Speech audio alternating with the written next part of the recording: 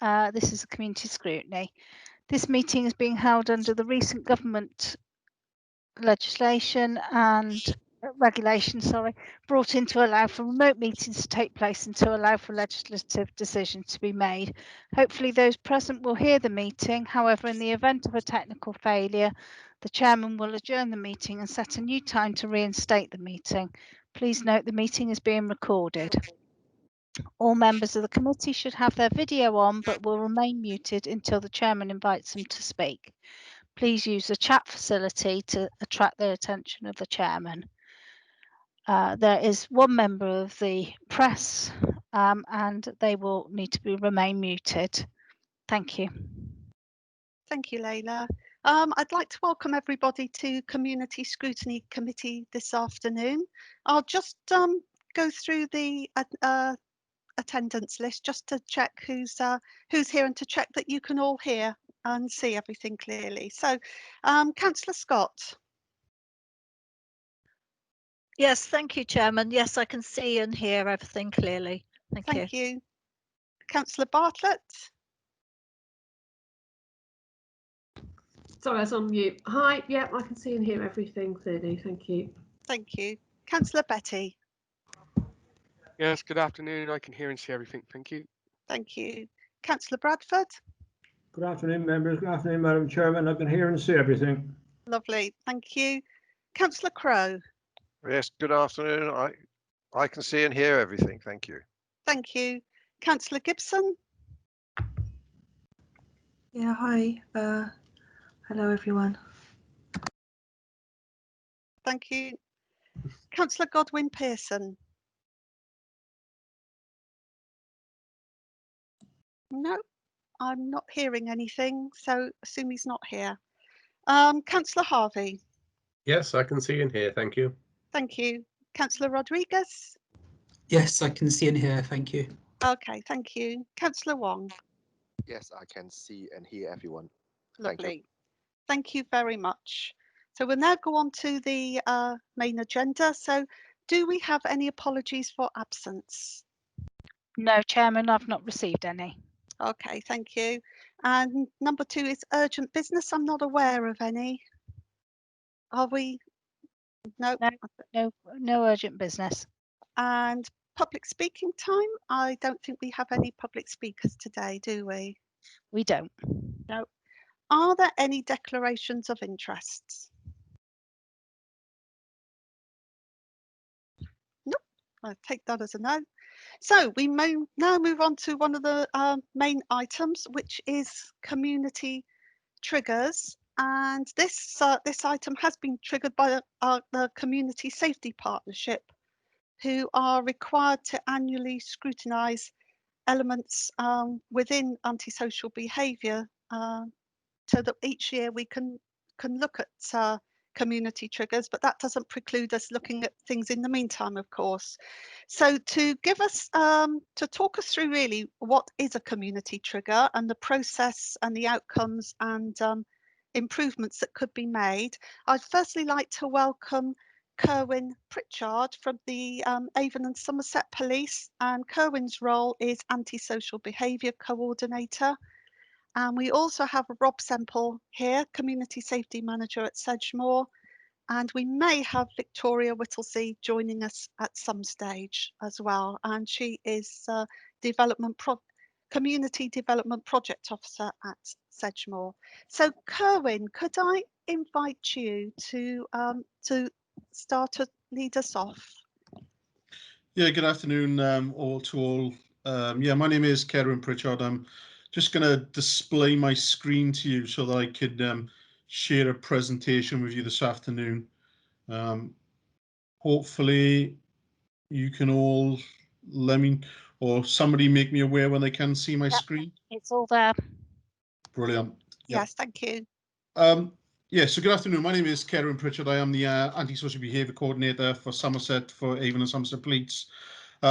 That means basically that I manage the ASB team for the local area. So this afternoon I'm going to go through with you what a community trigger is, or a ASB case review as it says on your screen, how the government says they should work, how they work in Sedgemoor, and how so we're going to look at some figures of how community triggers are working in Sedgemoor. Then we're going to look towards the right at the end of the conversation about the charity called ASB Help, who helped set up this process, and I'll give you a bit more information about them as we go on. And so that's the plan for today.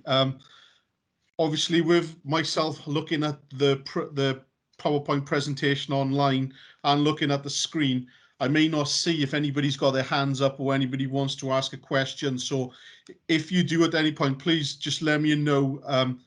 I may not see the raised hand function within the feature of MS Teams. So if Madam Chairwoman, if you could let me aware, or if you could introduce anybody who does have a question as we go along, to please let me know. Yeah, I'll look out for that. Thank you. Thank you. Otherwise, at the end, obviously, I have allowed a lot of time for any questions of whoever wants. So this presentation hopefully will take about 20 to 30 minutes. Okay. So my first slide, as you can see there, is I'm not going to dwell too much time on this, but I'm just giving you a bit of a flavour as to what antisocial behaviour is. I'm sure nearly all of you know what it is, but antisocial behaviour, or ASB as I will refer to it throughout this presentation, covers a wide range of unacceptable activities that causes harm to an individual, to their community, or to the environment.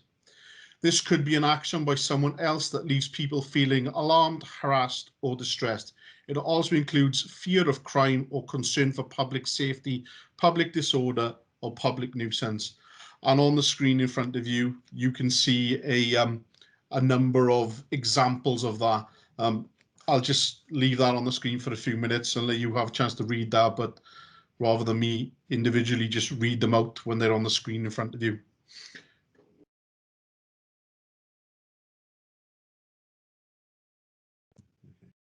So moving on, what are community triggers and how should they work?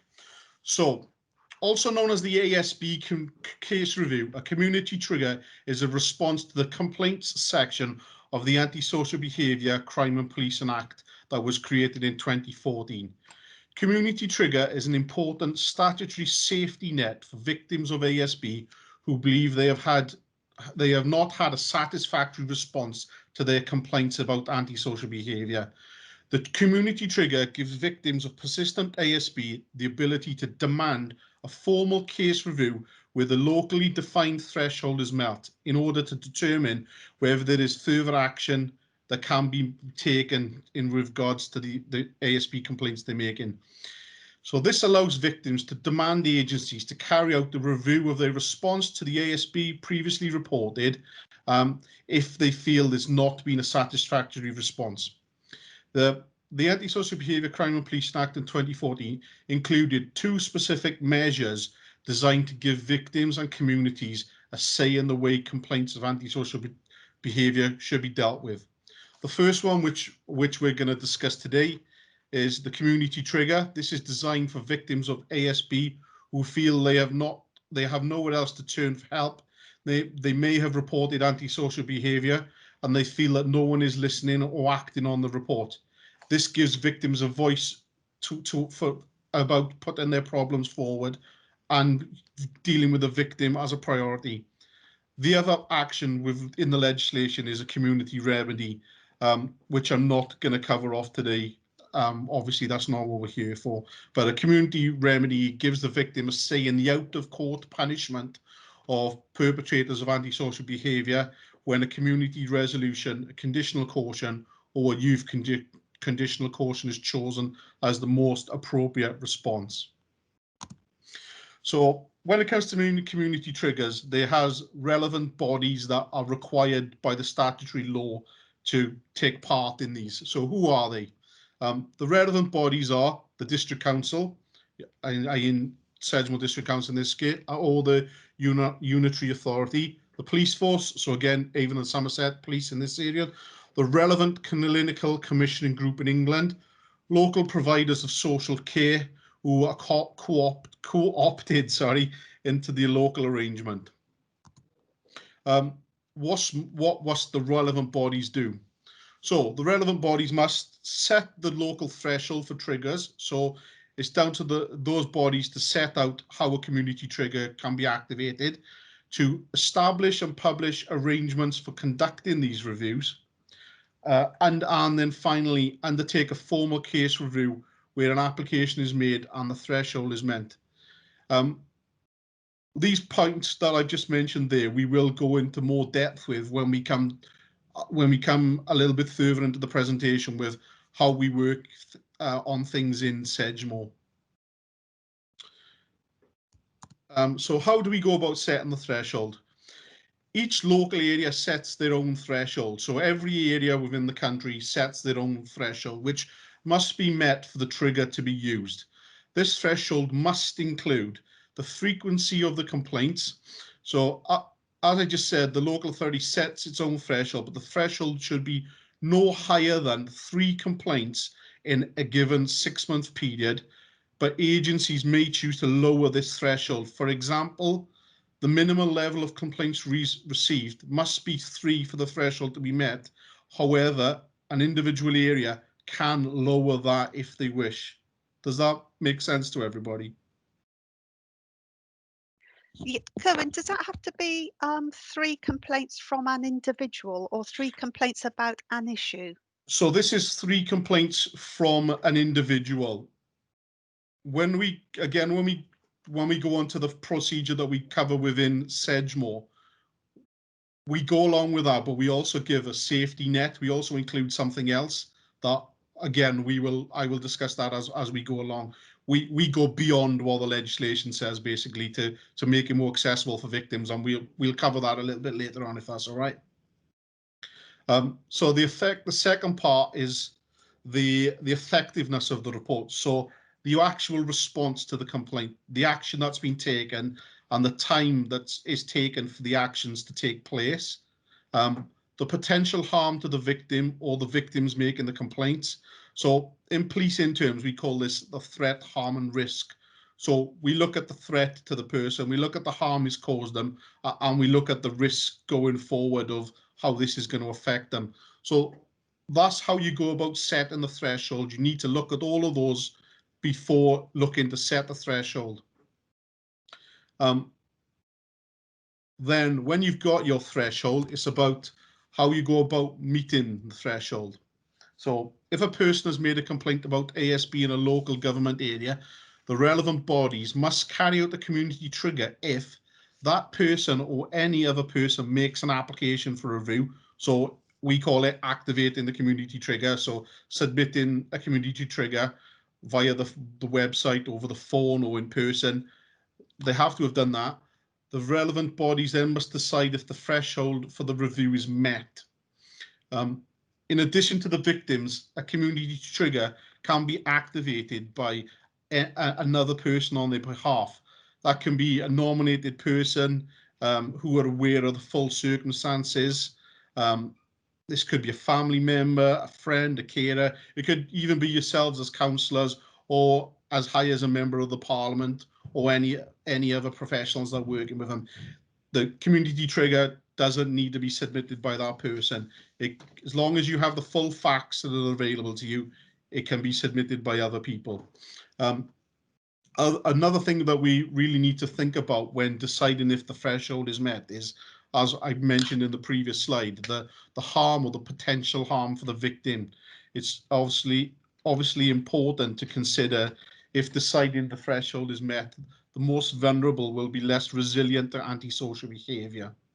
So that behaviour that falls on the level of harassment, alarm and distress may not meet the threshold, but when assessed on the grounds of potential harm to the victim, the impact may be that the threshold is then met.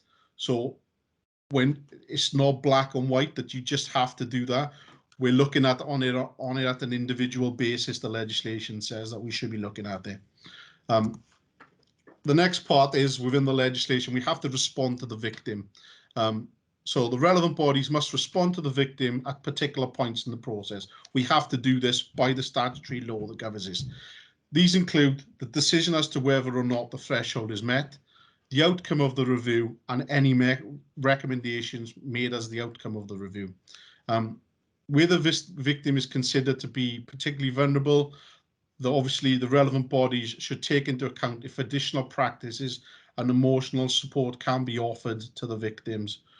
So again, the legislation tells us we should be looking for the vulnerabilities of people and looking for the more serious incidents for the threshold to be met, rather than just the rule of how many complaints you've got. So I hope that gives you a one-stop tour of how the legislation should work. Hopefully in the next part of the presentation now, I'm going to cut it down a little bit more into how it works in Sedgemoor and make it a little bit more easier for you to understand outside of the legislative words and almost in our own words of how we do it in Sedgemoor. Any questions so far? I'll take silence as Yeah, golden. I'm not aware of any, Cohen. Councillor Keane? Yes, I had my hand up. Oh, sorry, I didn't see that. Thank you. Yes, Councillor Keane. Thank you very much, Mr. Pritchard. You raised so many different thoughts and as many questions as answers. We have over the last so many months seen antisocial behaviour in different ways, because the social situation for everybody is so different to what we've ever experienced before. However, at the beginning of your presentation, it sounded rather more penal than the people who cause it themselves are also vulnerable and probably in as much need of assistance as the people whom they're harassing.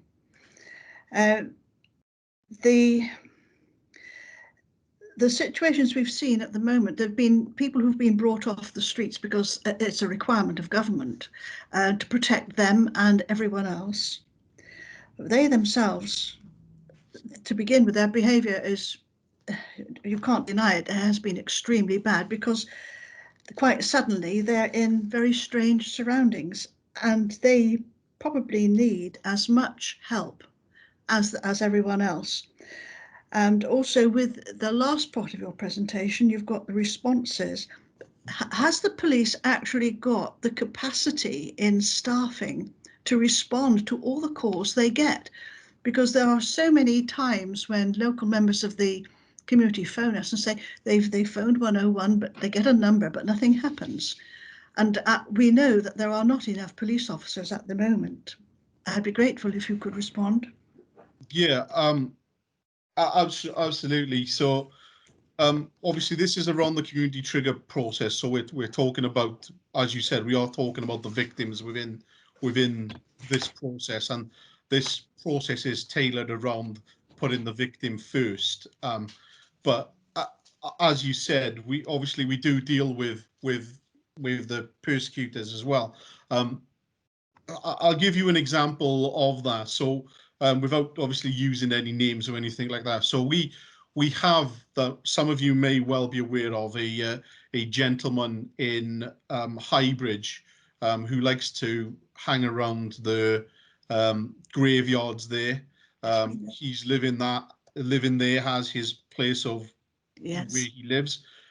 He has been housed during COVID. However, he damaged and destroyed that property that he was living on. Therefore, he was evicted again. Several housing opportunities have been made available to him, but he refuses to take up on that. So in the end, as the police, we had to look at dealing with this individual for the offences, but we took into account his vulnerabilities. Obviously, this gentleman is of an age where him living on the street is a particular risk to himself because of his age and the vulnerabilities around his profound mental health problems there. Yeah, absolutely, mental health problems, learning difficulties. So in order for us to be able to look at that individual, we had to work with all the partner agencies first. So we dealt with Rob and Victoria within the community safety partner team. And the Together teams that they run. I know they don't run the Burnham one, but they run the Bridgewater ones, where obviously we held meetings with the relevant parties from the mental health services, the educational boards, where we tried to put everything we possibly can, working with his GP as well, in place to help this person. Unfortunately, he completely refused to engage with the services that we were offering him. And his behaviour just continually graduated and got worse and worse and worse, until in the end it left us with little choice other than to go to court and request an injunction that was granted to ban this person from Highbridge and Burnham-on-Sea. That's obviously, you know, at the start of this process, that was the last thing that we was obviously looking for. We was looking to help and support this gentleman into a life living back within accommodation. Unfortunately, on time to be able to help on this individual that wasn't willing to help himself, he wasn't willing to engage.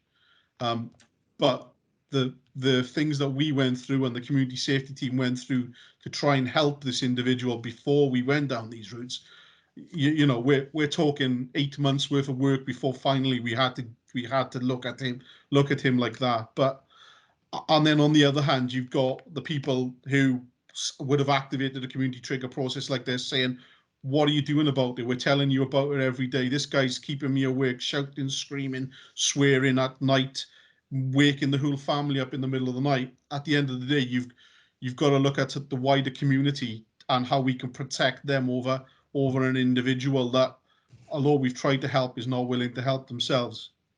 Does that kind of answer your question there? Yes, I do understand, because one of your partners is health commissioning, and it is so difficult to pull all of these bodies together and to get one matter on the same agenda. And I do understand. Thank you very much, Mr. Pritchard. I take on point your point there about the health commissioning, and obviously as part of the scrutiny committee is looking at some of the things that don't work. And as we move forward in this presentation, that is going to be one of the things that will become apparent to all of you, that there is a problem there when it comes to the community trigger process. So we will obviously move into that shortly. Thank you. Any further questions from anybody before I continue? Yes, I'd like to ask a question. Go ahead. Yep. Thank you. That was very interesting. We've been told that reporting is the key to all this, really, because we often get, you know, a lot of cases in our communities where people say, oh, I phoned someone up, or I did this and they didn't do anything. And we keep telling everyone to keep reporting, and the more it is reported, the more you're likely to deal with the situation. And like you've said, there's a trigger mechanism that brings it to the fore. What way is the best way to report? I mean, I've actually found, yeah, sorry, carry on. So we've obviously got 3 reporting ways to report issues of antisocial behaviour. So the more serious is where there's a threat to harm or life, would obviously be 999 system. Many of you, I'm sure, no doubt, in this experience long, lengthy delays being upheld on 101.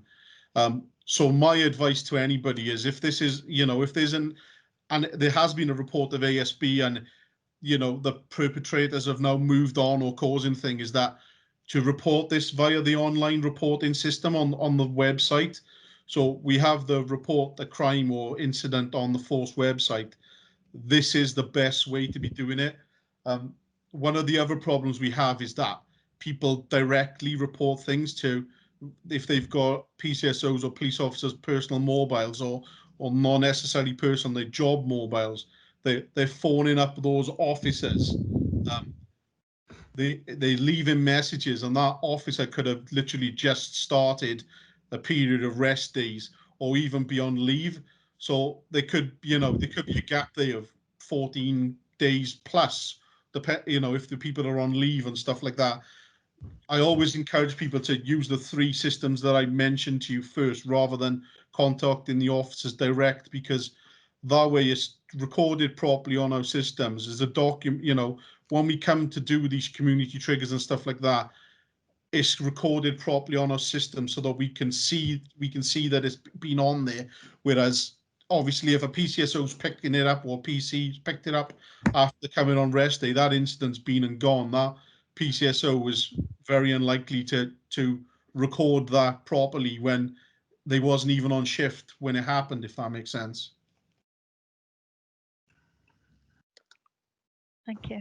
Okay. Before we go any further, I know Councillor Bradford, you want to ask a question. Just to say, I cannot see who are raising their hands. So, Layla, if you can, I can see a hand up at the moment, but I don't know who's raising it. Can I suggest people use the chat function, because then you can take people in order as well? Yeah, the thing is, so- I've tried to send a message on chat and it didn't send. So I suspect that's part of the problem. Oh, right, okay. So if between try us we just look out, so if we take Councillor Bradford next, and if that's a new hand or a residual hand, we can sort that out. But Councillor Bradford. Thank you, Madam Chairman. Good afternoon, Cohen. Good afternoon. Interested in what you're saying, actually. I've got plenty of personal experience. I've got a daughter who's vulnerable, and every time they seem to change the mental health services, it gets worse. And to be perfectly frank, it shouldn't be down to police to solve so many of these problems, right? You know, my daughter, it's almost 2 years ago, got tangled up with, well, a paedophile, to be frank, right? And the whole job just blew right up. And having dealt with a mental health service in depth, I think it's something that's gone downhill. And I feel very, very sorry, people in your position who are picking up the pieces, because it is a complicated thing, and these people are vulnerable and they're slung out into the world and they really can't cope, and people cotton on to them very, very quickly, and you get all sorts of problems. And I often say, you know, I wouldn't be a policeman in this sort of situation at all, because you can't really win. You really can't. You know, if you want any further detail, I can tell you a good old story. In fact, it could make the press in the next fortnight. I'm so agitated about it all, and the system, how it's failed, how it's wrong, and every time they do a change, it gets worse. And it's not right that the police end up picking up the pieces, because there's a lot more valuable things you could do, and most of the committee would agree with that today, right? But thank you for that anyhow. Thank you, sir. Yeah, you know, just on your comments there, I hear what you're saying. I'm sure that most of the people within this room know by now that unfortunately the mental health services are very strained in the fundings they have as with the police, but unfortunately it does, a lot of the stuff does fall down on the police to have to try and you know, resolve, which is obviously we're not necessarily the best people to do that. Although we get such training around mental health and stuff like that, none of us are subject matter experts on this, and not the right people to be dealing with it at times. So yeah. Any more questions before I just explain to you how the process works in Sedgemoor, so that I can give you a bit of an idea to how you can tell your members about this and how we can kind of scrutinise how all things may be working? Yes, please. Brilliant. So how do we activate the community trigger within the Sedgemoor area? So you can members of the public. The page is pretty much self-explanatory, isn't it? To activate the community trigger, there's a form on our website, on the Avon and Somerset website, where it says request a review for ongoing antisocial behaviour. The link for this is also on Sedgemoor District Council's website. So if somebody's looking to activate the community trigger, you can go onto our website or your website, Sedgemoor District Council, and the Sedgemoor District Council website will direct you to the police website. It can be done in person at the local police station, in post, in writing to your local ASB coordinator, and the details for those are on the on our force website. It's just worth mentioning. It's obviously a good practice to have a number of ways to contact an agency, remembering that some victims may feel more comfortable contacting one agency than another. they may have not got access to the internet, or in case of issues involving neighbours, they may not want to use the telephone for fear of being overheard. So that's why we have different options available. The ASB community trigger can be used by any person and agencies thinking about about making it more accessible. Sorry, getting my words mixed up a bit there then. So it can be any person, it can be a business, it can be anybody, basically. Anybody can set up a threshold. It's not just designed for residential problems or stuff like that. It can be for problems between businesses or anything. If they're a victim of ASB, they can report it via this system. So the local threshold, the relevant bodies must work together. So the bodies that we talked about before, the police, the council, the housing associations, I'll say the local commissioning group, but as you will be alluded to shortly, we don't get much cooperation from them. We must work together to when we get a community trigger in. Each area should agree a procedure that suits the needs of the victims and the communities in their area. However, the basic outline of the procedure should be, as we discussed previously, no more than 3 reported incidents in a 6-month period. So currently in Sedgemoor, the individuals, businesses or community groups can request a community trigger if they have reported 3 separate incidents of ASB related to the same problem in the past 6 months to your local council, the police or landlords, and feel they have had an inadequate response. Or, so we've added an additional thing to this, at least 5 people have reported to these organisations about the same problem in the last 6 months. So if there's been one incident where 5 different people have reported that, we will also accept that as the trigger being met.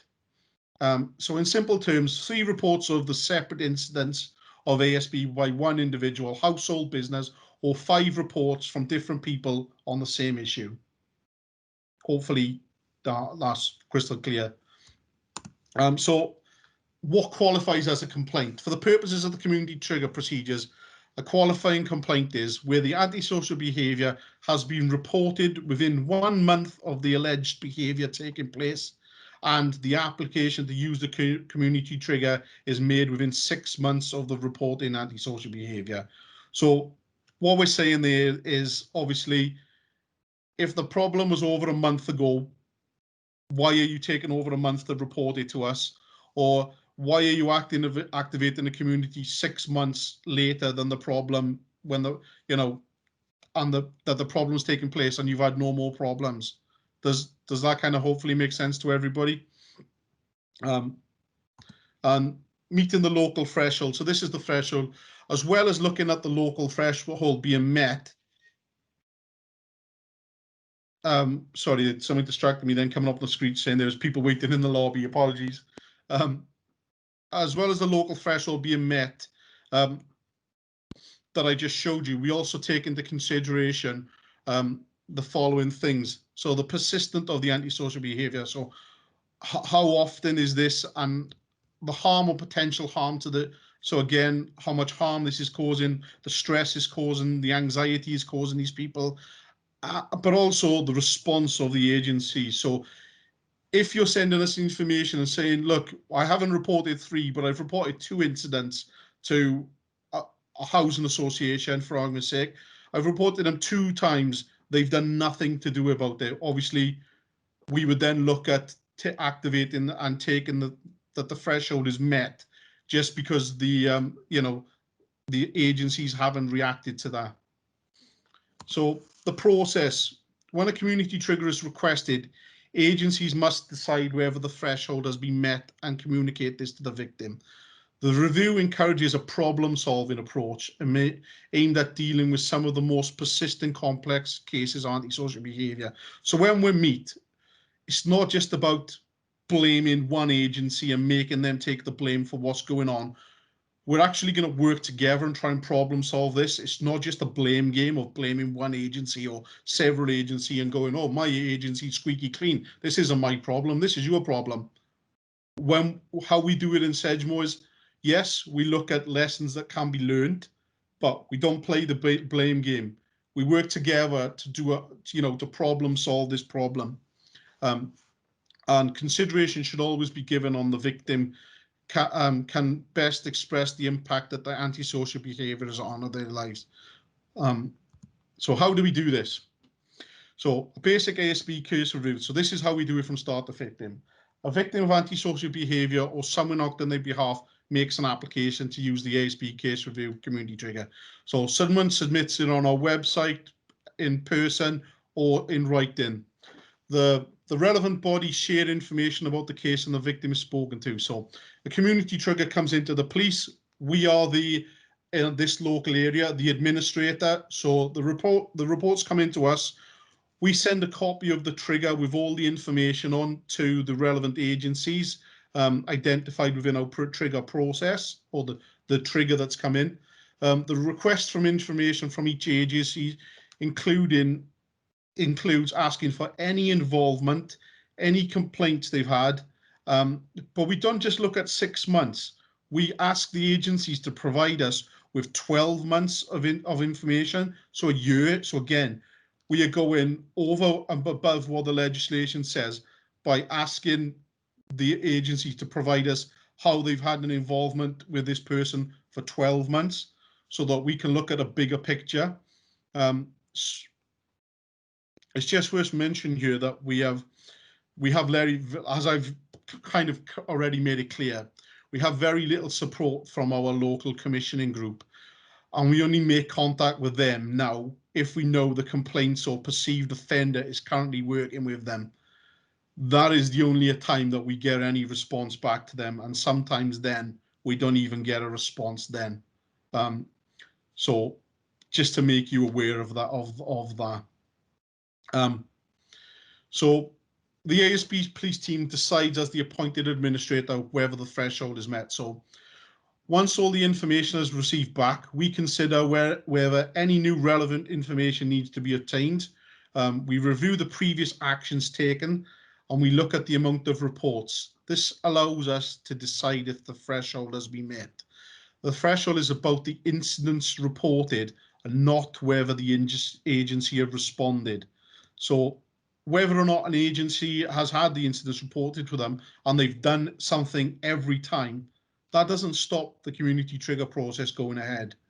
We will still look at it and try and problem solve it as a team. If the threshold is met, the victim is informed. A case review must then be arranged for all agencies to attend. The review will focus on ongoing antisocial behaviour about which the original complaint was made, and on the adequacy of the response by the agencies, and if there's any lessons that could have been made on what's already been reported. The review will also look at what actions has previously been taken and decide whether there are additional actions that can be taken. Agencies that will then devise and implement an action plan to work and decide whether there are additional actions that can be taken.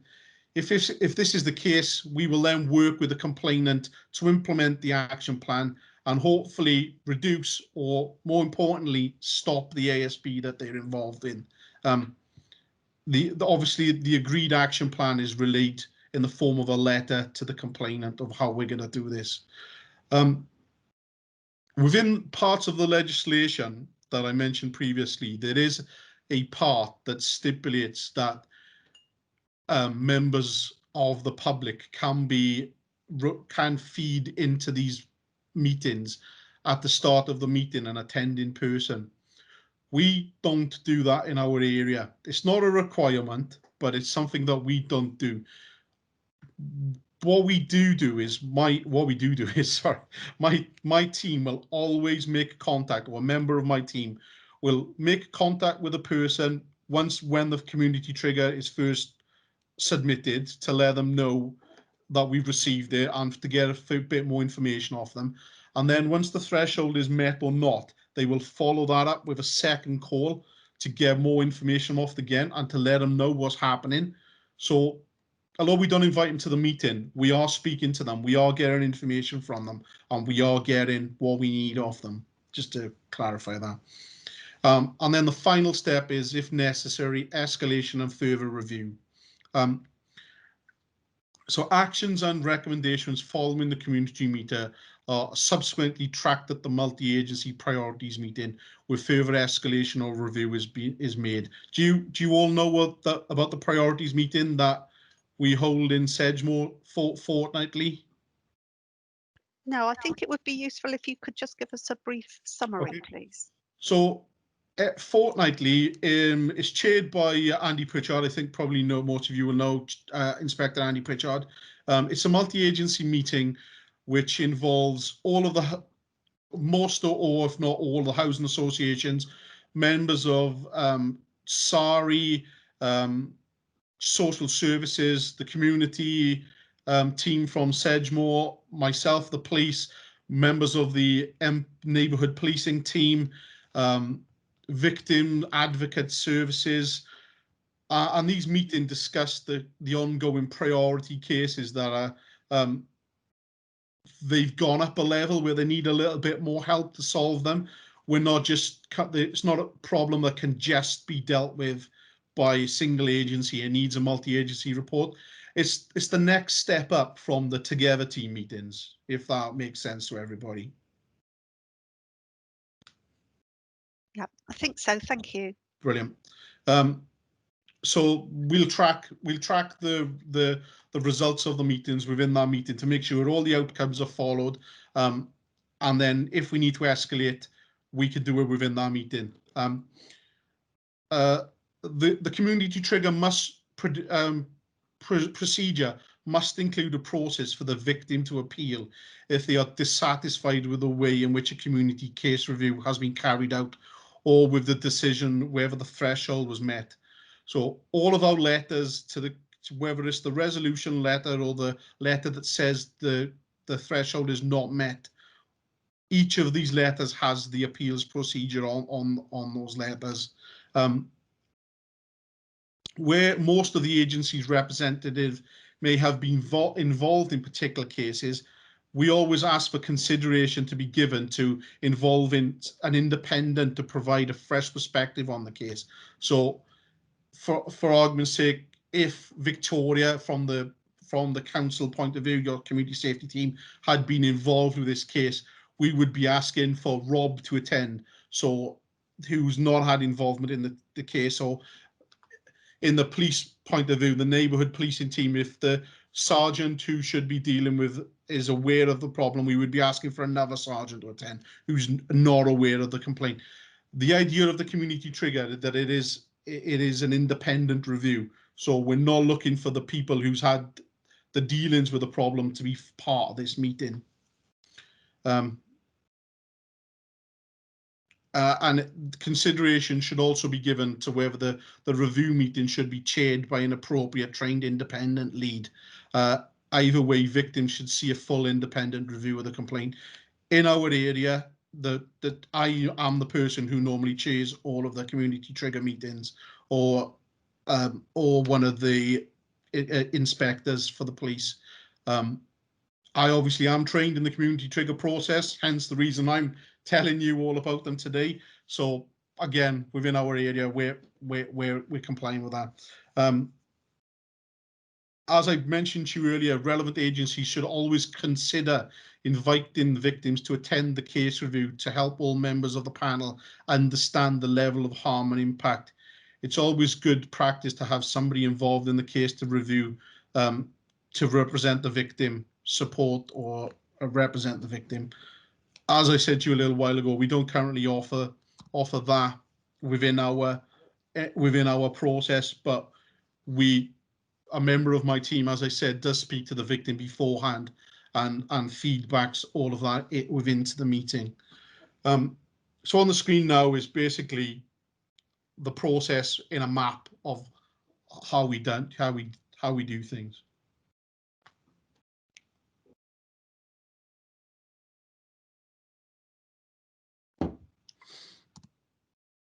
So following the after the process is complete, the process may find out that we make recommendations. So the relevant bodies who undertake a case review may make recommendations to our agency. The legislation places a duty on agencies who carry out public functions to have regard to those recommendations. This means they are not obliged to carry out the recommendations, but they should acknowledge them and may be challenged if they choose not to carry them out without good reason. That's another reason why we track them through our priorities procedures, is that if we make recommendations following the meeting, we can track that they're actually being followed through and that they're being listened to, rather than just falling back on an individual agency who can just go, I don't agree with that, so I'm not going to do it. We track it to make sure that those recommendations come through. The recommendations are likely to take the form of an action plan to resolve the antisocial behaviour whenever possible. The relevant body should involve the victim in devising the action plan. As we mentioned before, we always do that. The relevant bodies will not be able to recommend the CPS take action as it operates independently. And so what that means is sometimes our victims are not happy with CPS making a decision on a charge to NFA that the process of the community trigger cannot ask or recommend CPS to change a decision, is what that means. How we moving on to the next slide. Hold on, my PowerPoint. There we go. How we respond to the victims. So our process from start to finish, when we receive a community trigger, we aim to let the applicant know whether their application has been successful or not within 2 weeks. So that's quite a quick turnaround. So the application comes in and we got 2 weeks to let them know if it's a successful application. If the application is successful, we aim to let them know the outcome of the panel's review within 3 weeks. So from start to finish, the process takes 3 weeks. So the local time frame is on your screen now as we speak.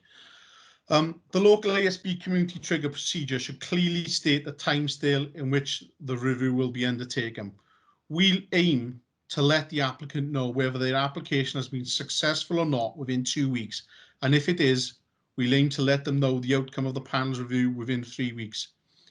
In reality, we know whether within a week if the threshold is met, and we make the applicant aware of this. The second week, we hold the meeting if the threshold is met. And then a week following the meeting, we have the minutes finalised and the actions checked by all parties.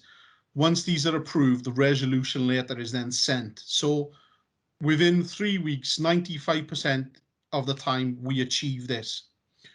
Within the working agreement on your screen, it says we have 20 working days to achieve the community trigger from start to finish. We in Sedgman will have a 100% success rate of this 20 days.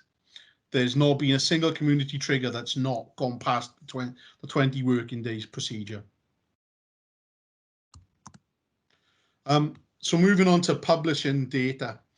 The legislation states that the following information covering should be readily available for everybody to see on their website of the local authority.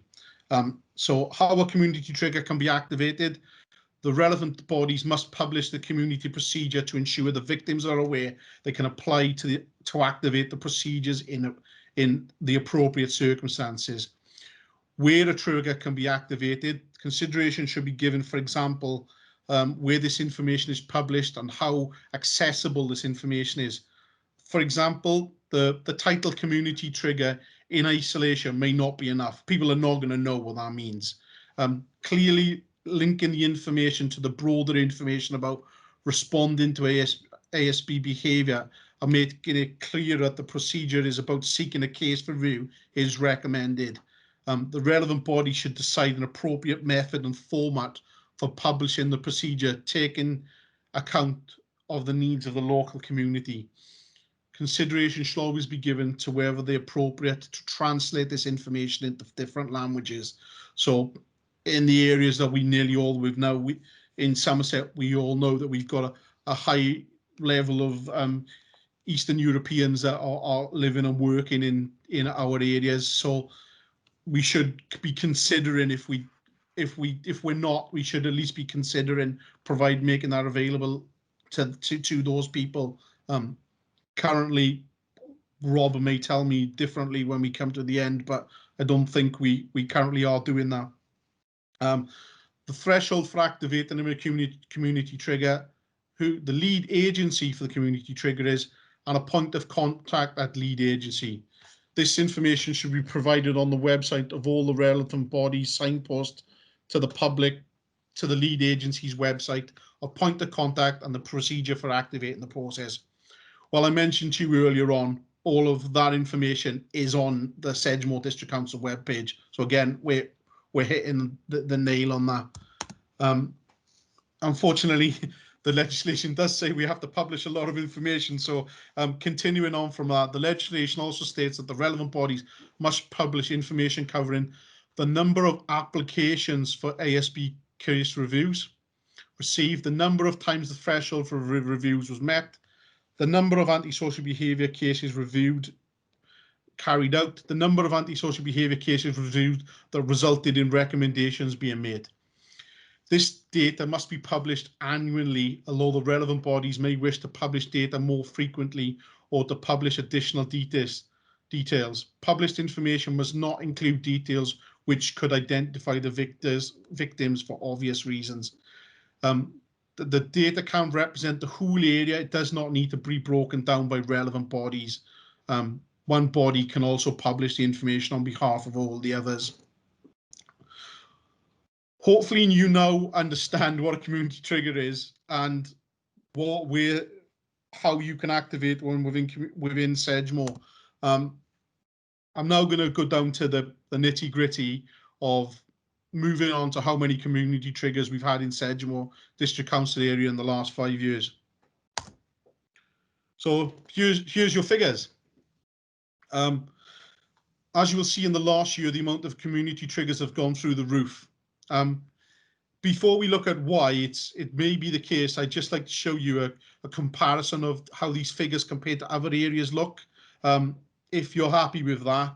So if we look at Somerset West and Taunton Council, for argument's sake, just so that you can have an idea of how it compares between the two, because on your screen, obviously, it shows that they've shot up quite dramatically. So if I show you Somerset West and Taunton, you will see the figures between the two local areas in terms of numbers. There's a very similar picture there. It's not just gone through the roof in your area, it's gone through the roof in both. And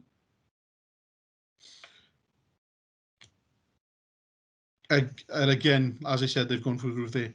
To be completely honest with you, it's obviously been very difficult to manage the amount of community triggers that we've had within the last year. The amount of staff I have in my team, it's been really difficult. At times I've had to take a member of staff away from general duties to concentrate solely on community triggers due to the high demand in them what we have. As you'll see from previous years, the highest before we'd ever had this year would have been 4 in a year. We've had in Sedgemoor 16 in the up until this week. I'm sure that the question that's probably all going through your mind at the moment was, why is this? Why have they shot through the roof? Do we have a bigger ASB problem now? And why have these figures risen so much? Why do I think the community triggers have raised? They're better published and advertised on the Avon and Somerset Force website than they've ever been. This has even created issues for us in receiving additional community triggers accidentally by people believing they were reporting one issue of ASB and not actually requesting a community trigger or case review. The data that we have also shows we have much more neighbours disputes. Why do we think this is? We can all agree that this year has been a very difficult year for many people, having spent more time in their houses next to neighbours they wouldn't normally see, now they're seeing them and having clashes of personality, whereas normally people would be in work and wouldn't see their neighbours during the day. And finally, people have had a lot more time on their hands with lockdown and have had much more time to look for possible solutions to their longer term issues. Before I move on, has anybody got any questions on these figures? I can see a hand raised, but I don't know whose it is. Layla? Mine. Councillor Keane? Okay, Yes. Thank you. Mr. Pritchard, could you outline the process of organising a case review?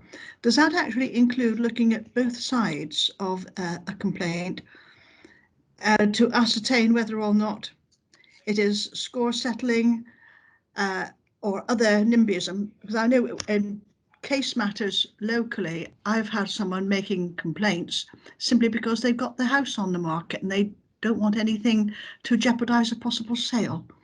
And that does seem an adequate reason for putting anybody through the anguish of going through this process. Yeah, so absolutely, we look at it from both parties. So what we do is the community trigger process is set up in that the person who's making the complaints should be providing us with date, times and incidents of what's been happening. Again, to make things easier for people in our area and to make this service more accessible for everyone. We don't actually ask for that. We just ask for a brief outline of what's been going on. We would then do all our research of when they've reported it to us. So we will research police systems, so inside and out of all the reports that come into us, who they're from, what party, from the party that's complaining, i.e. the perceived victim or the perceived complainant. We will look at both parties. And again, that's not just our complaints. We'd be looking at the same from the council, the same from the housing association, and we would be looking at every party. As you can imagine, when someone's issued a community trigger and you come back to them and go, well, actually, we perceive you to be the problem rather than the other people, that doesn't necessarily always go down well, as you can imagine. However, we have to do that. You know, it is an independent review at the end of the day. We're not there to take that one person's view. We will look at everybody's view. And that doesn't necessarily always go down well, as I said, but within our plans, we will always make recommendations. And sometimes with that, we'll be offering mediation, or we'll be asking both parties to sign up to acceptable behaviour contracts and stuff like that.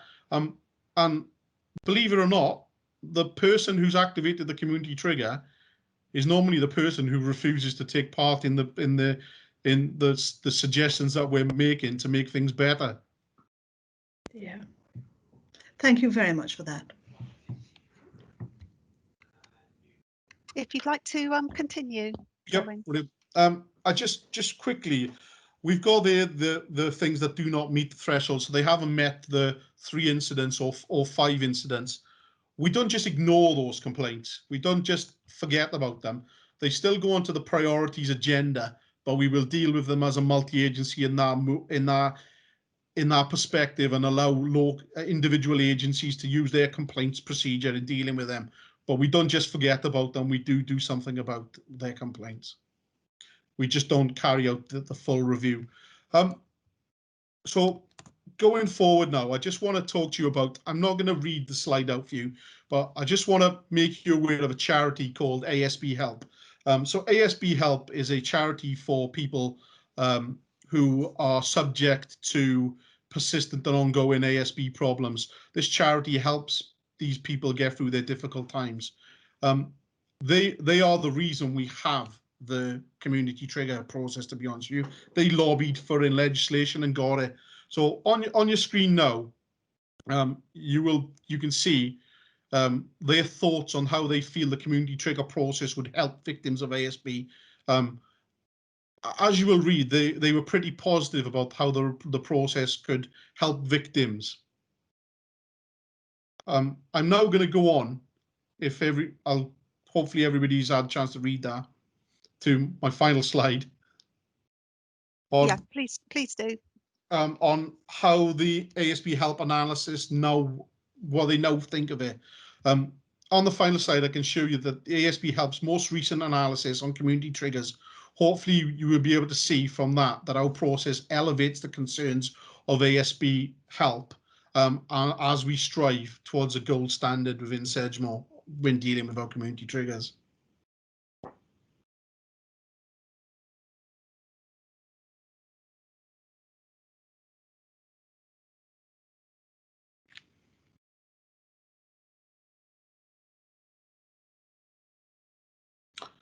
That is me done. Okay, thank you very much, Kerwin. That's a lot of information there, which is I'm sure I'm not the only one still absorbing much of it. Can this information be available to us? Can your presentation? Yeah, absolutely. Please? Layla has my presentation, and by all means, feel free to look at the presentation. Thank you very much. I think I'll forward it round now.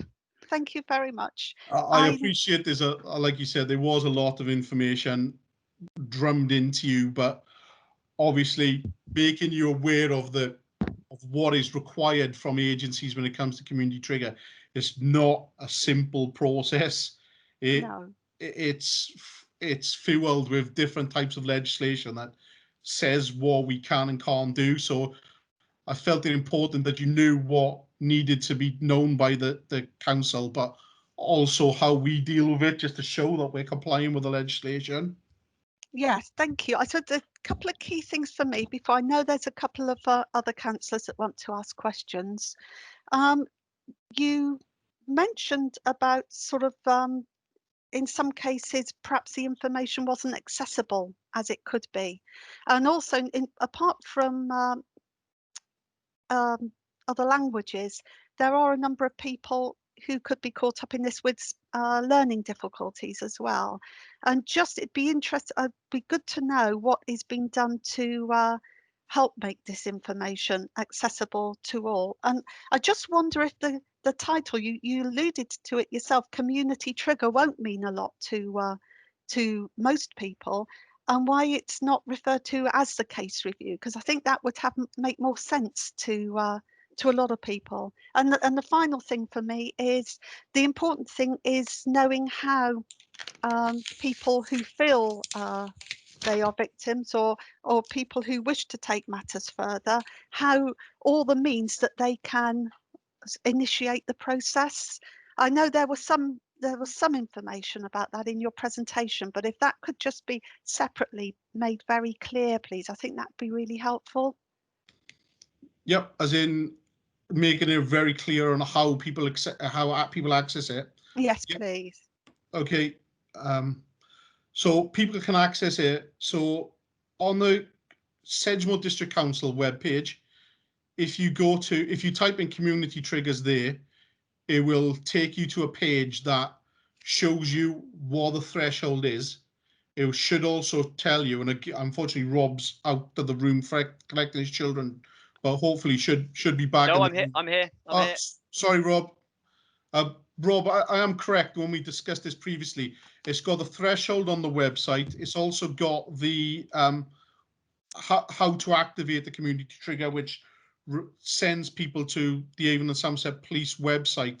And again, on that website, it's got on there that it can be done in person at the police station by writing to your local ASB coordinator with the addresses of that on the website. But also you can fill in an online form on the website to request a community trigger. So do people actively know when they are victims of crime or being, troubled regularly by ASB? Well, I suppose the victim, how would people know it's there in the first place? The long and the short of it, to be honest with you, is you have to go looking for it. Right. It's not widely advertised out there. I alluded to it in my presentation. That we just don't have the staff to be able to run as many of these as we would like to. From the police's point of view, we have to have at least the rank of inspector to take part in these meetings. a member of my team being just to be able to set up the meeting and gather all the information and then read all that information and make a decision. As you can imagine, it's quite a lengthy process. This year we've had the most than we've ever had as a force, and that was because we've advertised it better on our website. So if you type in antisocial behaviour on the police website, or you've been a victim of it takes you to the page about what a community trigger is. So it is readily available on the police website. But also anybody who's involved in antisocial behaviour, whether they're a victim or a perpetrator, when we send out letters out, we also have on there, if you'd like to find out more information on antisocial behaviour and how you can be helped with this, we actually send them to the charity ASB Help as well. This is on all of our letters. Okay. Oh, thank you. And if Layla, if we could have the details for ASB Help as well, please, that would be really. Or Kerwin, if you could let us have that information as well, that would be really useful. And just the other one about making it more accessible in terms of languages and means of communicating for those with learning difficulties. Yeah, as you said, it should be accessible to everyone. Obviously, our force website can be accessed in many different languages, so it's available on our website. I'm not sure about you as Rob. Yeah, so in ours should be accessible now because everything on the Sedgemoor websites has had to go down the fully accessible route. So I know everything is either been done now or in the process that you should be able to hover over things and get things explained. It should be in the appropriate text to make it the easiest to read and things like that as well. The other thing I wanted to come in on there is that as agencies, we do potentially promote the community trigger if we feel it's relevant as well. So I mean, there's certainly cases recently we've had which Kerwin's very aware of as well, that have been kind of ongoing for a long time, and actually Sedgemoor and the police felt that one of the partner agencies wasn't necessarily taking the appropriate actions to help remedy the situation. So we actually advised the complainant to raise it as a community trigger because actually we wanted it to come into a room and go through the process. So it is promoted by the professionals as well where they feel it's relevant.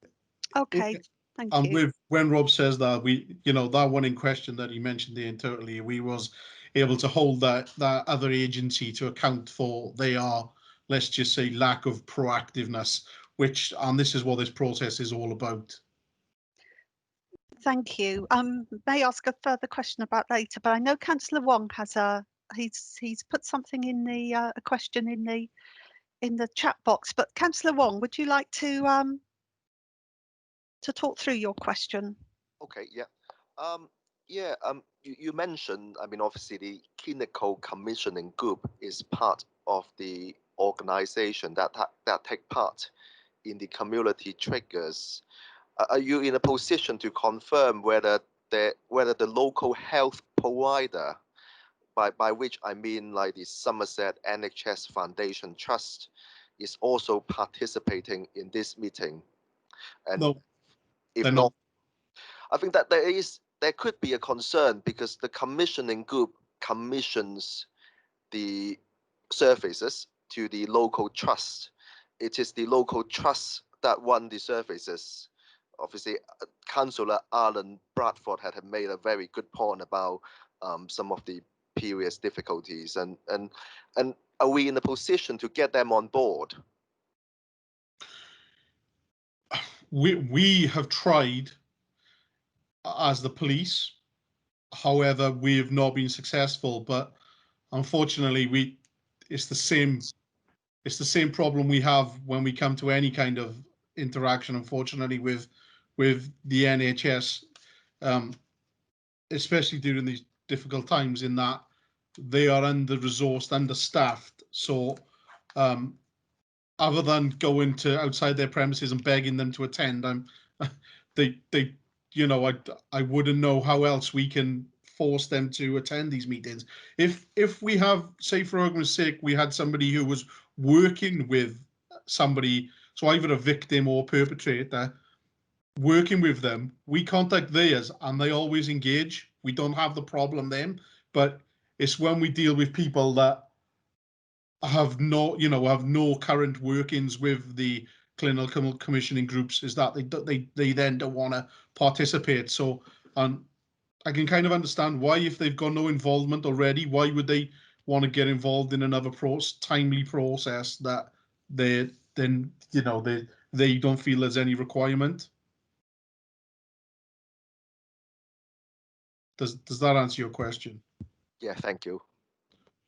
Okay, thank you. I see Teresa Harvey has just put something in the chat box saying she may be able to pick this up at the clinical commissioning group organised Bridgewater neighbourhood meeting. Teresa, would you like to come in a moment? Yeah, I was just thinking that I'm invited to a Bridgewater neighbourhood meeting, which is led by the CCG, but the NHS, the doctor surgeries and those people still attend that. So I'm just wondering whether I can bring up the community trigger and the importance for those organisations to respond when there's a community trigger, because there's a lot of things. If you can help it, it'll probably save people coming through their doors as well. So I can pick it up there, Kerwin, if that's any help. I mean, whether it'll make any difference or not, I don't know, but at least I can. We'll take it through. with both hands. Thank you very much. All we can do is try, as I always, even with everything that we do, all we can do is try our best. Thank you. Yeah, it's really important that these things are looked at holistically, isn't it? And sort of understanding the cause of problems rather than the symptoms. Councillor Keane, and then I'm going to finish this item now because we have another item to discuss. But Councillor Keane, would you like to come in just to conclude as the portfolio holder? Thank you, Chairman. The reason I put my original comment in the chat box was when you mentioned the commissioning group and in the mental health aspect.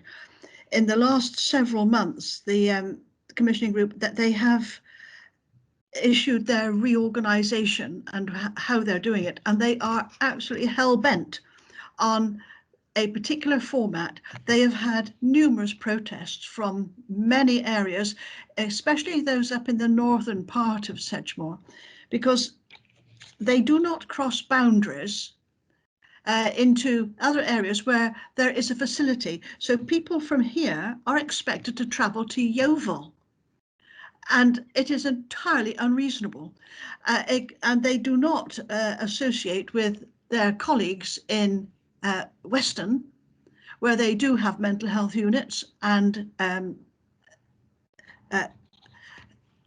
consultant facilities for consultations. And the only response we've ever had from them, which is only halfway sensible, is that if anyone is urgent, they can be sent to Bristol. Oh, that's even further away. So I think the entire mindset from the Health Commissioning Group is not helpful at all. And with Teresa's meeting there, I think it would be very helpful if this could be raised again, although I think it's going to be a forlorn cry. But thank you very much for letting me come back. Thank you. Yeah, thank you to Kerwin in particular and to Rob for Rob, are you trying to tell me something?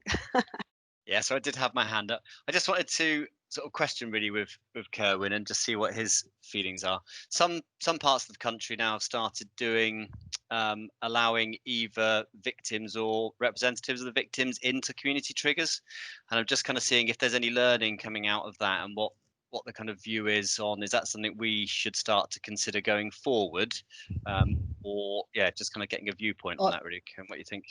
I mentioned obviously that earlier on, Rob, didn't I? I wasn't sure, maybe you was here at that point or not, I'm not sure, but I did mention that within the legislation it does recommend that victims, or does question as to victims, should they be attending or not. We have tried this twice recently in the case in Taunton. We give it a go. Those meetings went on for a considerable amount longer in time than the ones that we currently have. In one case went on for 2.5 hours, despite saying at the start we're limiting the person to speak for 15 minutes and then that would it. But it's very difficult for to close somebody down when they're so distressed and you know, in tears about what's going on. Thus, you know,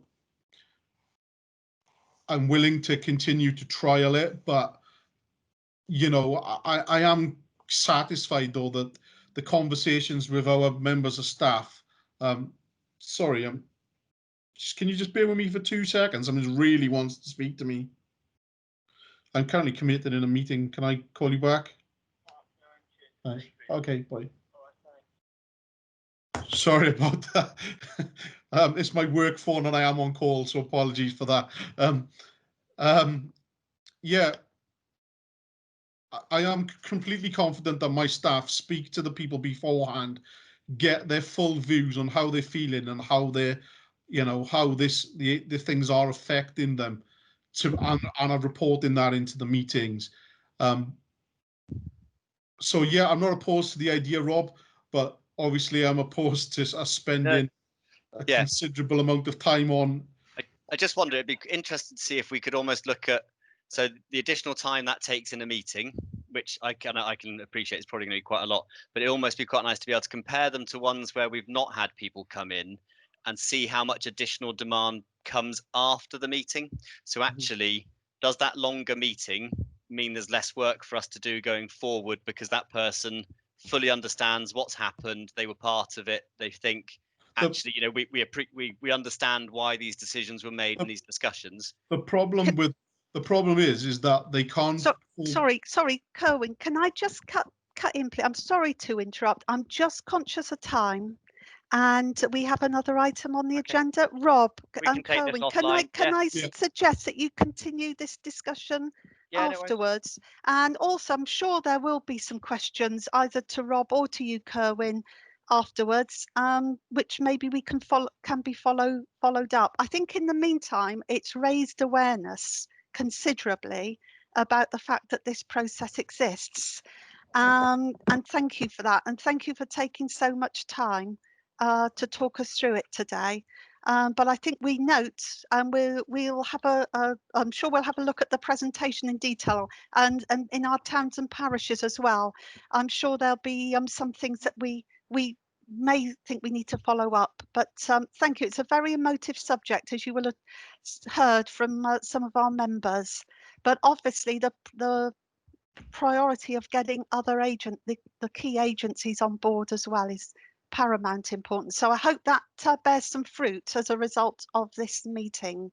But thank you for joining us this afternoon. I am going to suggest a 5-minute comfort break now before we go into the next item, so we all are fresh for the next hour. But thank you again. Thank you.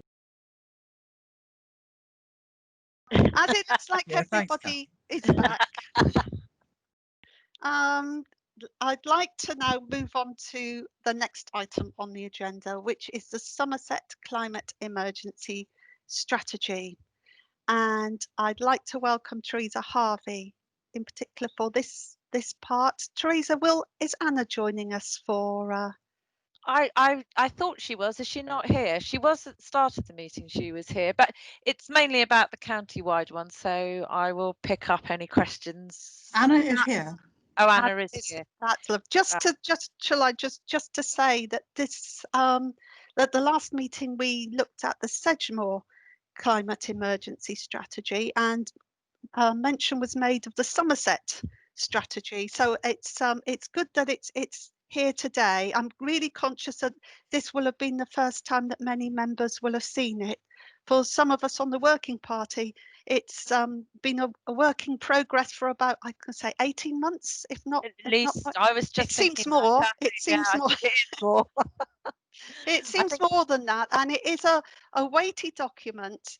But bear in mind, it's come from zero, really. So I think all credit to everybody involved for achieving that. But Teresa, would you like to take us through the sort of summary of the document and the process, and what next? Okay, thank you, Chair. Leila, I thought I'd got all this set up ready to present. So if I spend ages, could you just step in and sort it out for me? But I'm going to have a go at putting my presentation up. Go for it. Okay. Right, here we go. Oh no, hang on a minute. Got that wrong straight away. So is there anything coming on the screen? Not yet. All right, Layla, let's not mess around. Could you just put it up for me? It's only 4 slides. Okay, hold on. Thank you.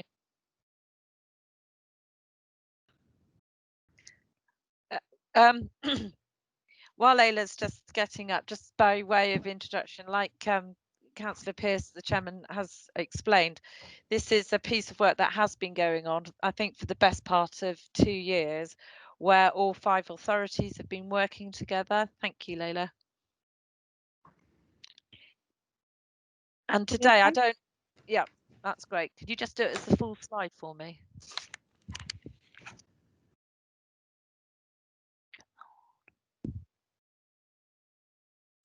Ta-da! Thank you.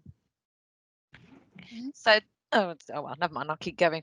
So today I just wanted to go over the 3 lines of inquiry that we were asked to do, which is around the update of the where we are with the county climate emergency strategy, how it will align with our own district strategy, and how it will be reviewed, and its ongoing monitoring. So this shouldn't take too long. I'm not going to go into all the technical detail of everything that's in there, but I hope you've all had an opportunity to at least read it or look at it in a bit of speed reading. So Layla, could you just go to the next slide, please?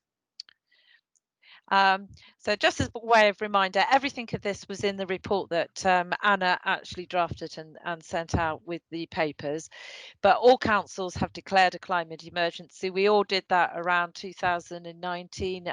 For Sedgemoor, that was in the March, I believe. And then the chief leaders agreed, because it is such a vast subject, that we really need to work together to get the best out of all the resources that we've got, and there will be so much overlapping that we will all be working towards as individual districts, as well as county, as well as regionally, as well as nationally, as well as globally.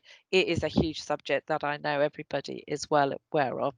So from the point of view of actually how we were resourcing it and the governance structure to make this work happen, it was set up that we would, like I've just said, the chief execs and the leaders were going to be the main accountable bodies to drive this piece of work through, and then below that, the work and the advice would be delegated to the portfolio holders from each of the different councils, and for Sedgemoor that was Councillor Janet Keane. And then again, as part of that work, we had a scrutiny function as well, where Councillor Kathy Pearce and Councillor Brian Smedley were the Sedgemoor representatives, along with some, same number of people across all 5 of the districts. In reality, as time got pushed and trying to find time to provide these meetings, quite often the portfolio holder and the scrutiny task and finish groups actually met together just to sort of keep this work going along. And then from an officer side of view, it was led by Michelle Cusack from the County Council. She's one of the directors there. And then I was a Sedgemoor District Council's representative on the strategic management group. And then we split ourselves out into 9 different work streams. And if you had the opportunity to look at the strategy, you'll see that it is themed around these 5 different work streams, and different people led on each of those. So for energy, that was led by the county, Somerset West. Transport was Mender. Built environment was myself and or Sedgemoor District Council and Somerset West. Made a bit of a typo there. That should be business, industry and supply chain. That was mainly led by Somerset County Council and Somerset West. Natural environment was Somerset Wildlife Trust. Farming, food and water was led by the NFU, and the water bit was done by the county council officers that are working on a lot of the flood risk mitigation work. Waste and resources was Somerset Waste Partnership, and communications was Somerset County was the main lead on that, but there was an officer group below that that was working, and Claire Fall from Sedgemoor District Council sat on that. And then as we broke into all of this, we used different ways of researching, bringing that in. So there was a plethora of people that were involved in bringing these themes together and coming up with the sort of dialogue within the document and the research plus the action plan. And if you do look in the back of it, you can see most of the people that were involved in it. So we're now at the point where we have got a document that through the governance structure, everyone is satisfied with. I'm not saying that it meets everybody's needs, and and it could be bigger, but then would it be read? And there is a load of work to do around this, but it's a good starting point. It's a good start as a tool for us to go forward and plan and take things through. So today we're bringing it to the scrutiny meeting for your formal sign off and any last final comments, not the really detailed about every last word that's in there, but if there's anything that's really overriding that we need to bring to exec's attention, then that's the sort of thing that we want today. I'm fingers crossed that is actually not going to happen, but each of you will have your own view around that. It then goes to our exec on the 25th of November in the morning, with the going to full council on the 25th of November. All 5 authorities are following the same route, and actually the way our meetings have been set up in Sedgemoor and across, we'll be the last people that go through, and at that point, once we've signed it off, it goes back to a final sign off, I think, at the county, and then we should have an adopted strategy that all 5 authorities will be working towards. So Layla, would you mind just going on to the next slide, please? Sound like one of those government people, don't I? So how will it work alongside our own district strategy? Well, it should align well with our action plans and the overall objectives of the county-wide strategy, but our bit is actually how we're going to deliver that locally. And some of you will have already seen the strategy. In fact, all of the councillors here should have seen it, because we did send out via a survey the R draft strategy, and to all councillors with a survey, so that we can just get a litmus test of where everybody's views are on it, whether we've got it pitched at the right level, and whether it will be a good tool for Sedgemoor to use to take our actions forward. But within the strategy itself, we've split it into 3 areas: work that we can do internally, i.e. within our own processes, policies, and the way we operate the council, how we start becoming more carbon neutral, or become carbon neutral by 2030. The direct action that we can have with influencing other organisations and through planning and things like that. Do I mean that? Yeah. And then our indirect, and this is where where some of the more collaborative work will come in, is how we can influence and lobby government to actually get some policy changes that, until we get those national policy changes, we're sort of not able to move forward. And just as some examples around that is that, as you're probably all aware, electric vehicles are very high on the agenda. So we have commissioned, and we've part of that across all 5 authorities, we have got an electric vehicle strategy now, which will be looking at how we can encourage the use of electric vehicles, but from our point of view, as much as anything, it's how we get the infrastructure in place so that people can charge their vehicles when they're out in them across the district.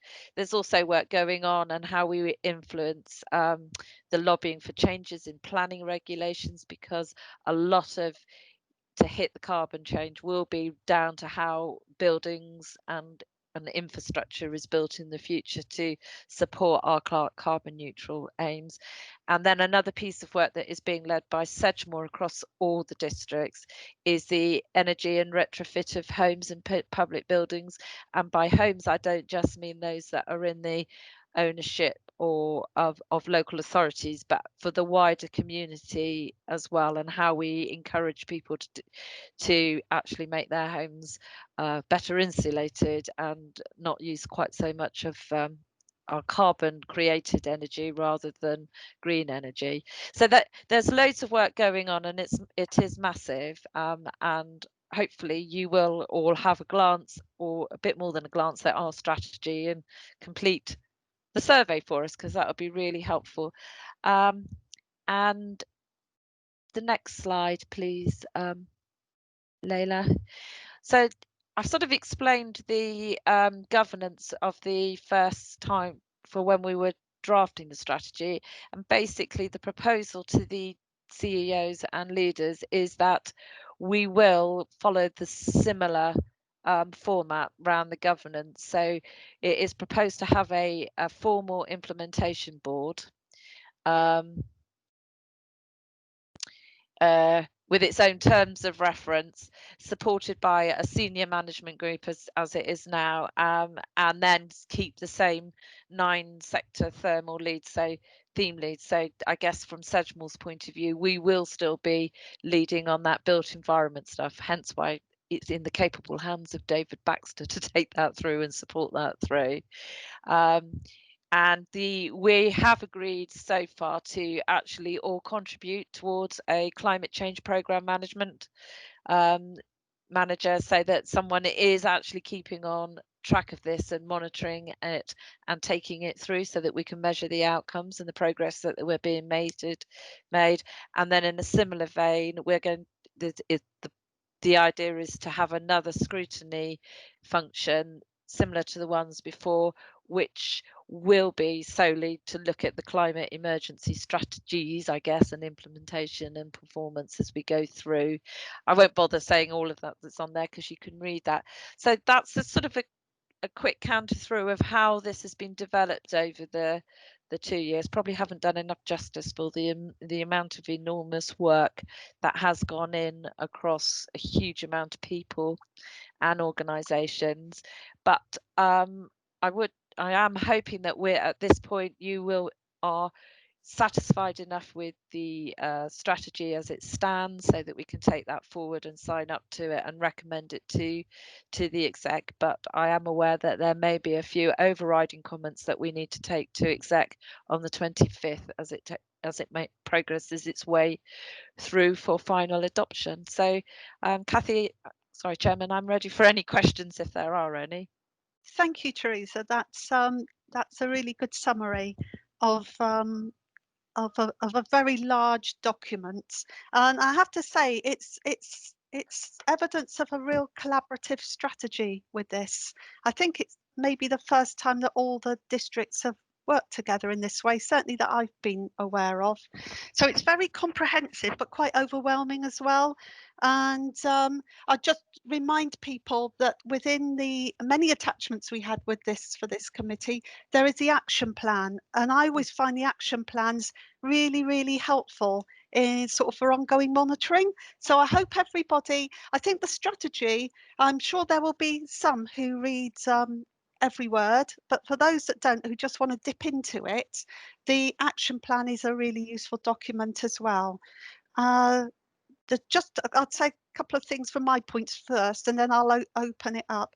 Because it is such a large document, I think some attention needs to be given to how we make some of the information sort of accessible and encourage people to read. And I noted on page 44, there's a section entitled Behaviour Change, and that's got some really good bullet points, I think, there for engaging the wider public. And if something could be sort of made with those to highlight those, maybe in introducing the strategy, or as a document or website type information, just to encourage people really to do something and be more aware. Because the point wanted to make as well at the beginning of the document, the reason why it's especially important for Sedgemoor is Sedgemoor is the third most vulnerable area in the UK at risk from coastal flooding, which is quite well, concerning to say the least. So I'll leave my comments there. I know we have some guests this afternoon, and I know Councillor Bruce would like to ask a question, and I wonder if Councillor Keane, as portfolio holder, would like to ask a question, and then I'll go to Councillor Godwin Pearson. So, Councillor Keane, would you like to go first as a portfolio holder? If you'd like to. Thank you. You don't have to. Thank you. As you say, this has been work in progress, and it will go on being work in progress. It is a massive document, and there was concern that it should not be made even bigger, because the whole purpose is to encourage people to not only understand it, but to embrace it. It's a question, it is not the devil is in the detail, it is the angels who are in the detail, and we just hope that people will give them room to fly. And we are already in our private and small ways doing the very small actions that do have a big influence, because I think we've said before, this is a major target, but every major journey, a 10,000-mile journey, starts with one footstep. One footstep by one person is lost, but if we all make that same footstep, it will resound and be echoing. So I would like to hear other people's views, and hopefully that you will embrace the strategy as well as the major document itself. Thank you all. Thank you for that. Councillor Bruce, I know you had a question around the transport part of the strategy. Yes, thank you, Madam Chairman. Thanks a lot for welcoming me to the committee this afternoon. It was about the green public transport and rural isolation, really. There is a paragraph at page 77 of the strategy, which talks, it seems to infer that preference is given to walking and cycling provision, or improved walking and cycling, over public transport. I understand that the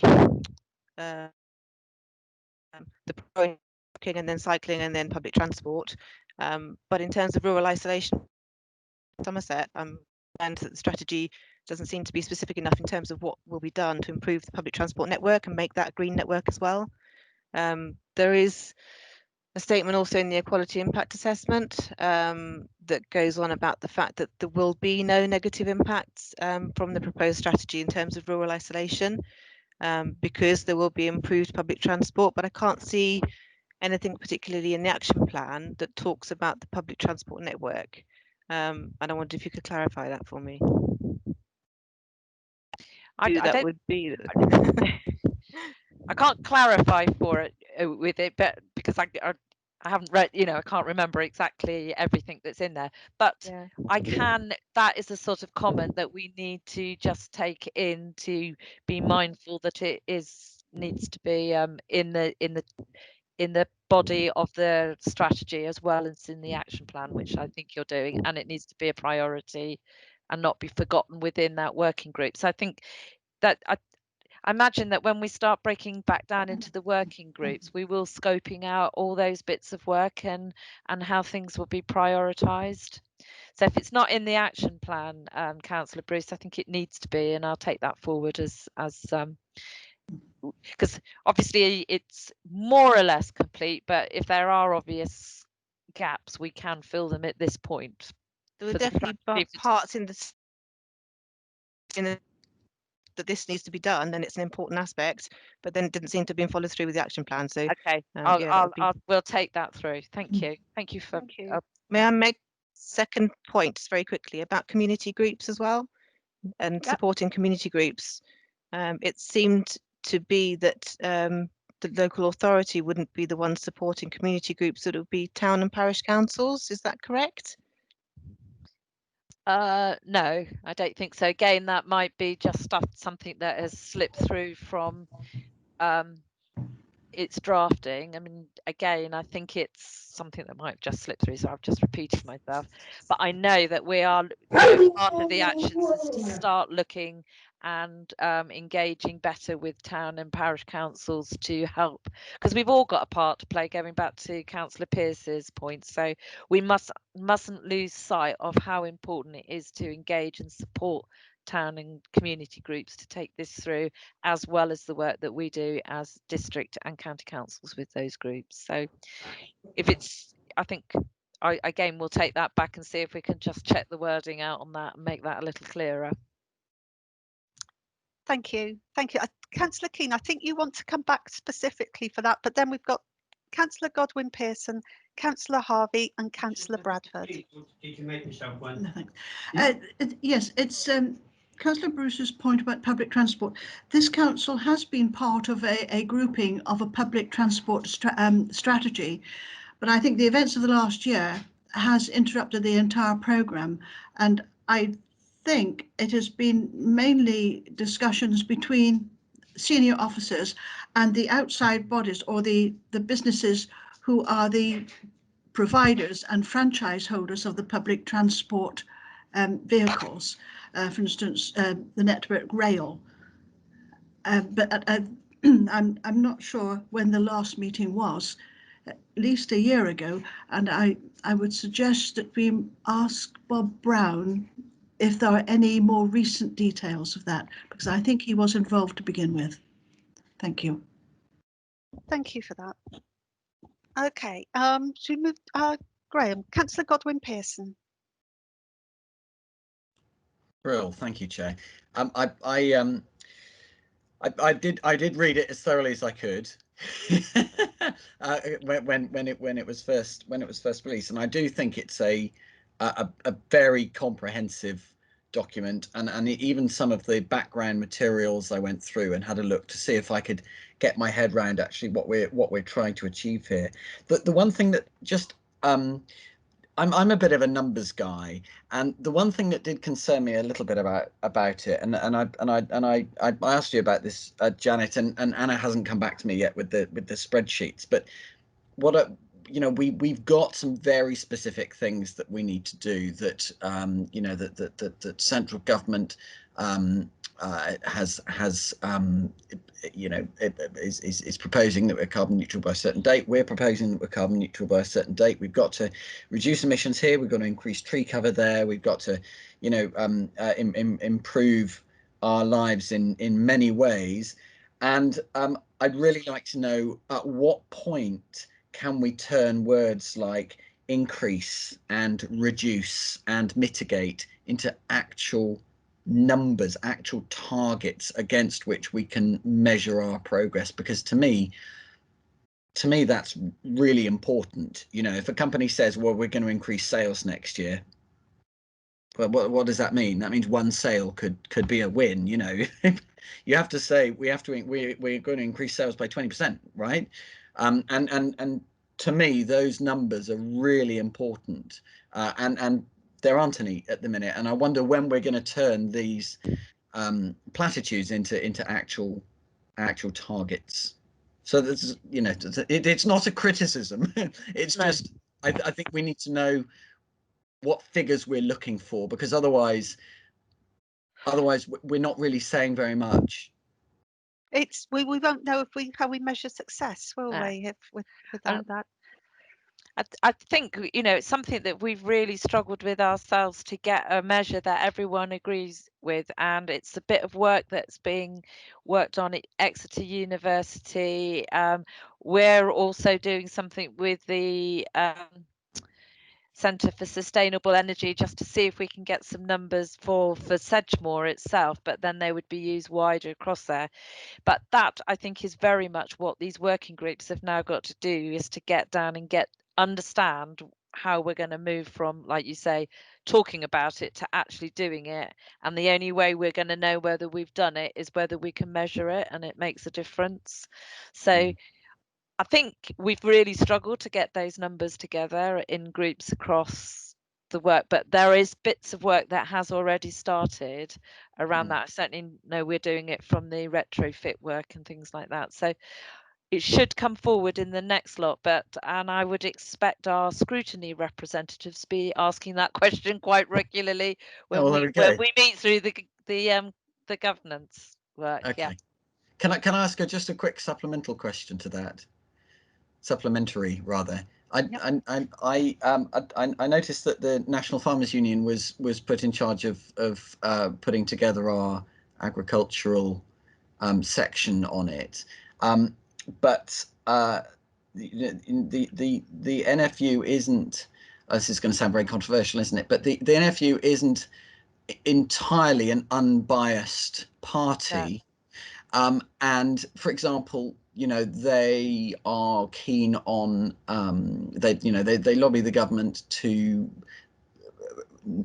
not reduced pesticide use and that sort of thing, which is a slightly different area. But I wonder if any thought has been given to whether the agricultural part has been looked over by people who are perhaps looking at it from the other side of the fence. Yeah. Again, I think actually I sort of understand what you're saying, but it was to lead that through from people that actually know a little about agricultural farming and food rather.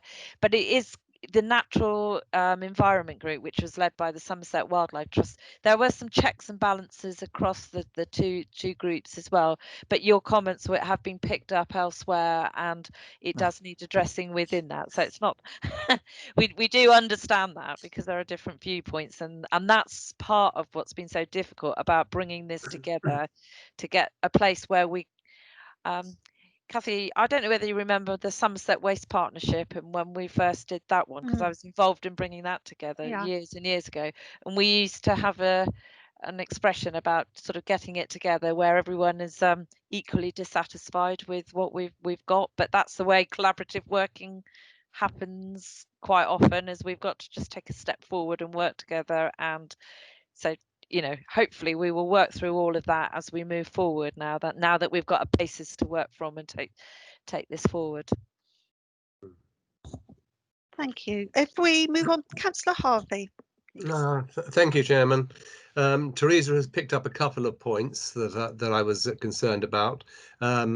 The need to support town and parish councils, because a lot of this is going to be need to be delivered at very local level, and frankly they haven't got the expertise or the resources or the time to deal with things unless we have some dedicated support. And she's also picked up the point about the difficulty of actually putting figures onto items, and this is, I think, it's going to be especially true in areas where we are relying on government action. The obvious one to me is buildings and energy, and the government is, I believe, talking about phasing out the use of gas in our homes now, but we're still building. First of all, we're still building houses that require gas heating. We haven't changed the planning regulations to say that it's got to be air source heat pumps or ground source heat pumps. So that's the first problem.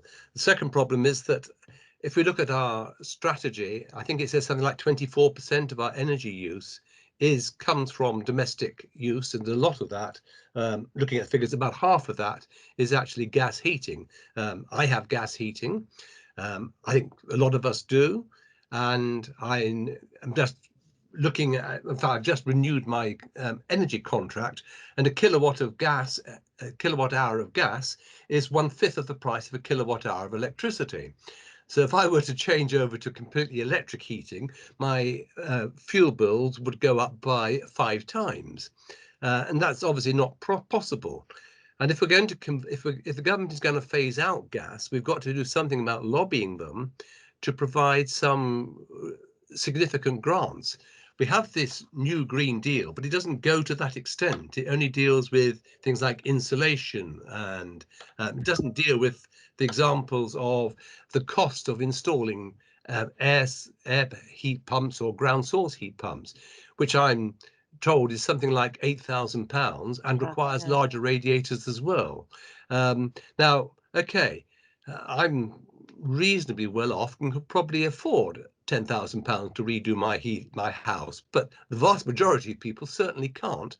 and we need some way of solving this, and it's going to require very much on government action. And I think in our strategy, we maybe should be making more about lobbying government in order to get the necessary finance for the changes that they want to occur. Thank you. Kathy, could I just come back on the town and parish councils, if I can even say that? So this is, sorry, I'm now moving from the county-wide strategy into the district strategy, but it's something that Anna, and the working group and the people leading on our strategy have really recognised that if we want to make changes, and it goes back to Councillor Keen's point, we all need to change it, and one small step, if we all make it, will make the difference. So part of our consultation that we're currently undertaking, Somerset Community Action Network are doing it on our behalf, is that we are we've had telephone surveys of residents. We've got a youth survey going, which will be electronic. All members have been asked to complete a survey, and all town and parish councils will be, and community groups as well. But one of the questions when I get to town and councils is around how we can help you help your local people make those small steps in that behavioural change. So we are trying to pick up and understand that we all need to work together to do this. So if we can do things collectively, it might just help people on the ground that are trying to push it as well. Thank you. Thanks. If we move now to Councillor Bradford, and then I've got Councillor Gibson and Councillor Wong. Thank you, Madam Chairman. First of all, I'd like to congratulate everybody who did this report. I don't know if everybody copied this off the Somerset's Climate Emergency Strategy. It's quite a big page. And by God, it takes a bit of reading. So well done to everybody. You've got a lot of joined out thinking in that. It makes a lot of change, really, some of these things. But reading it through quietly, I think myself, if everything was to happen what's in there, we'd have a perfect world. And we all know it ain't going to happen. So what we need to do is sort out some of the priorities. And what is the biggest priority in people's lives? I would think your food. Your farming community in Somerset in particular, it's a very special county. There's a lot of grass grown, it's low lying, and as Teresa said, it's the third one at risk within the country. And I hope the NFU put their case forward, but it would have been nice to have some of the smaller farmers represented as well at that meeting. Because with the single farm payment to be phased out now in the next 12 months, there's going to be an awful lot of changes regarding farming incomes, and some of these farms won't survive, and a lot of these guys are going to have to find something else to do, and all the people associated with it. I'm going to go on to transport. We've seen a tremendous change in meetings in the last 6 months. Well, I'm going to predict that we will never go back to full council meetings again like we've had. We'll have them occasionally, but I don't think we'll ever go back the same. I'm 73, and younger people, I'm certain will have a stronger view of it than what I have. I can never see it going back again. So transport is going to change. Going to change tremendous. And how about getting school buses back on the scene? We've got a little school in our North Newton there, 102 pupils, and at 2:45, and everybody turns up in their four-wheel drive vehicles, dare I say, right? Pick out the one children, wait for half an hour for the next one. Because of the crisis that's going on, it's a difficult situation. But it's chaos for an hour, night and morning in most villages. That went back to school transport to start with. So we got to have some commitment from county or even central government to reducing some of these things. Right now I'm on development in Sedgwood Development Control, and I'd like to see some of these new estates that we've started to put our hand up for in the last 3 months go for solar panels. Hadn't been mentioned. Not a mention of it. Solar panels. And how about some gardens, so we get the young people out digging a little bit of gardening, growing their own vegetables. I started my farming career growing vegetables. I used to grow everything, and I used to supply shops in Burnham, Weston, Bridgewater, Taunton, and I earned my own living by doing that. Right? But all of a sudden, supermarkets took over. Central control, we all got too big. So perhaps we need to go back to our smaller shops and even our village shop. So these things are more centralized and to stop people running about so much. you know, but we've got to get into schools, I think, to start with. Instead of the pupils spending all day sat down on the screens, that's what they do now, right? Perhaps somebody's got to go in there with a bit of practical knowledge and talk to these young people for an hour about growing and things like that in real life. Let's go back to real life. It's very, very important. And once we get back to some of that, some of these things are going to kick in. You aren't going to re-educate me at 73, right? You can start them all at 5, 6, 7, 8, 9, 10-year-old quite easy in the next generation. But I think some of us old guys, you know, and we've had enough of it, really, with this virus going on and all the rest of it. So, but who'd want the government's job at present? Brexit, virus, the climate change. Who would want the job? Thank you, Madam Chairman. Thank you, Councillor Bradford. Yeah, I mean, that is the point of the strategy, isn't it? To change habits. And tortuous as this process was to get to the strategy, it's certainly just nothing probably compared to the changes that probably will need to be made to implement these. But this is where we start, isn't it? And I certainly echo the comments about the need for national planning change, and I'm glad that all the county can be lobbying together rather than just individual districts. So that's included in the document. Councillor Gibson. Hi, yeah, thank you. Yeah, I've got to agree with everything that's been said so far by the councillors, and you could go on for hours and hours on this. I think a CAT would be a good one, the Centre for Alternative Technology, if you want to get some numbers. Not that they really believe in putting numbers to most things, because you lose the philosophy a bit when you start doing that, but I guess it's a good place to start. I don't think you're going to get people stopping driving cars and using all. I think all the petrol will be gone before that happens and everything. I think we've got to green everything up. We've got to plant stuff to try and stabilise things that way. I'm quite actually disturbed by the fact that it was the NFU was the main body for the farming, food and water. I'll just say that because I think that's a bit appalling actually. I'm going to echo what Councillor Graham said. But yeah, there's lots to say, but I'll just say that for now. Thank you. Yeah, I think there's the fact of the NFU has been taken up, Teresa, hasn't it? And will be taken back as it, I think it already has to an extent. Yeah. Thank you for that. Councillor Wong. Yeah.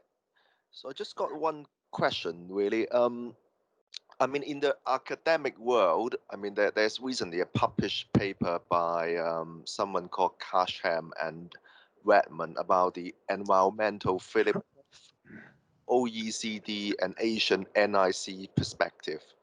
I mean, in this paper, they mentioned there is a negative correlation between like pollutions and unemployment.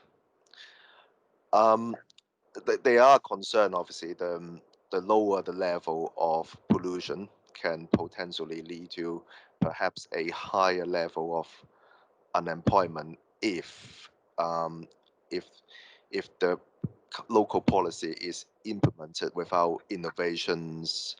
And do we have any data about when after we have implemented all of this strategy, how would that impact on local jobs and our productivities? I mean, obviously, there are, like many other councillor has rightly pointed out, I mean, we are still building houses with a gas boiler, but if we change it all into an air source heat pump, I mean, can we afford it?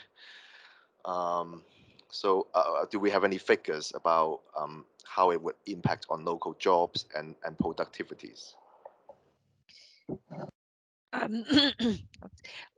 To be honest, Councillor Wong, I don't know. I wasn't part of that group, but I think that again is something that everyone's struggling to get those figures. But I'll probably reiterate what I've said before.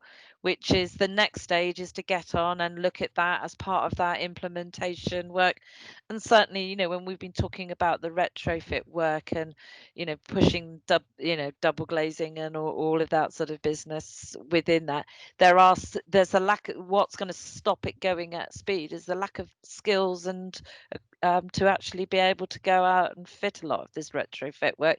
So it does sort of help on a local level, we think, but we still, you're right, it's the funding, it's actually how we're going to kickstart this and get the funding going. So I'm sure there is loads and loads and loads about it, but I personally don't know that, but I'll certainly take this back as part of our comments back through. Okay, thank you. Councillor Scott. Yes, thank you, Chairman. Yes, having read this report, it is a very comprehensive report and I welcome it. Basically, it's been very well written. Lots of work has been done and thank you to everyone who's put in all the efforts to bring it to fruition. One thing I'd be interested in, because we would sort of lead on built environment, and Teresa mentioned about sort of lobbying government for change. But I noticed in the NPPF, I was reading it the other day, that there is mention of councils actually doing things to help the natural environment. Things like net gain. I mean, we're always talking about net gain. Being on the planning committee, it's terrible when we see a planning application and they're decimating, you know, all the hedges and trees in that particular area. And I know other councillors here share my views on this. And we really need to stop that happening. You know, we should be building with the natural environment rather than, you know, ruining it and then putting more trees and things in because they take a long time to grow. And we are in a sort of an emergency. We need everything that's growing now to stay there. So there is actually this, hopefully, I don't know what we're doing as a council. I mean, I know it's taking this away from the Somerset strategy, but what we're actually doing as a council to make net gain, I know other councils have done this as part of our planning policy, the way that we think about looking at planning applications. That's one thing. The other thing is the building control. We really need to lobby government for building control because it's the building control that actually makes everything happen, isn't it? You know, Yeah. like putting solar panels on buildings and what have you. So it's building control that needs to do. And going back to some comments that have been made, understandably, by people about the farming industry, they have signed up to be carbon neutral for 2030 and they're working very hard to do that. So I think you've actually got to realise that it's a big organisation, farming. It provides our food. It's necessary. And so we are, as farmers, sort of geared up to becoming carbon neutral by 2030. And I'm just wondering if we're having the same effect on the transport, the building federations. Are they all signing up to be carbon neutral? And that's where we should be, actually, you know, saying to people, you must become carbon neutral because they're the ones that are probably emitting the most carbon.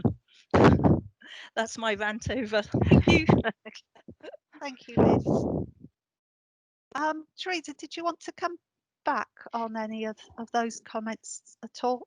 No, I don't think I can really add. I'm not an expert in any of this field. So, you know, what I'm thinking is that it's about the communication and education. So if we can get this strategy through, I think it would be useful for Anna and I, as the scrutiny goes through, to bring some of these groups in to talk about and hold them to account on where they are with meeting the carbon neutrality, or, you know, bring a spokesperson in from the NFU to explain how farming's moving forward to meet their carbon neutrality. But I haven't got any answers now, but it's just sparking some ideas of how we might be able to sort of find out more information and get ourselves better informed across the piece. Yeah, I'm just wondering with the NPPF, the planning, national planning net gain, whether those of us on planning raised that with the the officers, because it's so frustrating. You know, there are these strategies, really good strategies, and yet they seem to be undermined in the here and now. Government. Yes, Yeah. exactly. So I think as members, we must find a way to follow that up. I mean, that is already written into the NPPF, so we should be able to unravel it. Yes, it's already there. I think we need to get to the bottom of that more than maybe we have to date. So thank you for raising that. Councillor Keane, I think you want to come back, and then I know Councillor Bradford wants to say something. Thank you. I think it was Councillor Scott raised the transport to do with waste. Back at before the Somerset Waste Partnership changed its contract for the waste collection, there was a lot of discussion on how the new vehicles could be less polluting, because at the moment they are all diesel. And I know that the CEO, he spent a lot of hours and effort on trying to find vehicles that were electric, but apparently the technology at the moment does not exist for providing vehicles of that size that can carry those loads that are electric. So of necessity, they have to stick with diesel at the moment. But being cleaner, that is in the forefront of their mind. But don't forget, having got a new contract and a new fleet of specially made vehicles, a lot of money has been spent, and that must be recouped if possible. Just information that I thought I'd throw in there to balance out some of the thoughts you were having. Okay, thank you. And Councillor Bradford. Thank you very much, Madam Chairman. Just a couple of little things, actually. Nothing's been mentioned about organic farming. The trouble is, organic farming, you get half the crop and twice the price. That means people would have to pay a lot more for their food. But organic, it may well be the way forward. You cut all the pesticides out and everything else, and you go back to a natural way of farming. But it's not for everybody. And as the farms get bigger and bigger, I don't think it will be adopted. But the smaller farms could quite easily do it with a balance of livestock and arable. It's no problem at all, because the balance is there, and that's what you need. And I'm not sure the specialist farmers will be able to do this, believe you me. And secondly, I think trees will play a big part in what's going to happen. I'm glad, I don't know if you listened to me or not, 18 months ago when I did say at this first Scrutiny meeting that the whole of Somerset was oak forest millions of years ago, and they all fell over, rotted down, and that's where you get your peat from. And a lot of that's third quality land now. All it really grows is grass, and some of these waste areas, they could be brought into the production of trees and keep the better quality land for production of the food. That's all I'm going to say today, Madam Chairman. Thank you very much. Thank you, Councillor Bradford. Very interesting, actually, but it's very close to my heart, the changeover. You know, because I've seen it change, farming from doing it naturally, how we should be doing it, to a pest, and you get bigger crop, bigger yield by chucking the chemicals and everything out, fertilizers and everything else, right? Your overdraft gets bigger, and it's not really the answer. And now we've got to a stage now where farmers are starting to think a bit different. And water has got to be stored, because so much water runs away. Then farmers are complaining they've got to pay water licenses to the Wessex Water Board and all the rest of it. When these flood situations happen, we don't want beavers. All you want is some catchment ponds on some of these areas with the water coming down to catch it in a flood situation. They've started to do it up towards Gloucester. I've been listening a bit up over there. Yeah, Worcester, Gloucester started doing it. Tom Yallett in Somerset. That's a lot for the day. Thank you, Madam Chairman. Thank you for that. Thank you. Councillor Gibson. Oh yeah, I just wanted to say after Alan spoke then that yeah, all farms need to be organic. They all need to be organic. There's no reason why they should. They've just got big, and they, you know, the farming got put into the site. Animals and plants. It got divided, and then it got bigger and bigger on each. And then everyone was buying pesticides. Then GMOs coming through. And that's how the whole system works. That you just degrade the soils. The soils is what feeds everything on the planet, and that's what we got to be looking at. The most important thing on the planet is the soil, because we'll be, you know, everything will just go, and everything needs to be organic, and it's not as expensive as people think. I mean, the initial outlay and the change might be for some might be, but that needs to be supported. And on the wetlands and the trees across, that was, you know, that did go down into peat. That these, you know, these areas hold the most carbon. They hold more carbon, the wetlands, than any forest does, believe it or not. And maybe we should be seeing more wetlands around our area, you know, encouraging that there are more wetlands, and go down with that, really. Thank you. Thank you, Councillor Gibson. The importance of wetlands is included within the strategy, but hopefully when this strategy is adopted, the next stage of the work can commence. Councillor Scott, and I think that's the final speaker for this afternoon. Thank you. Yeah, I'd like to throw in a bit of food for thought, really, because I saw some pictures of the Mendip Hills that were taken 100 years ago, and there was absolutely no hills where I live, sort of along the Mendips here. Sorry, no hills, no trees on those hills whatsoever. They were completely bare, probably because there was a lot of rabbits, and the rabbits used to eat a lot of all the little growth and everything.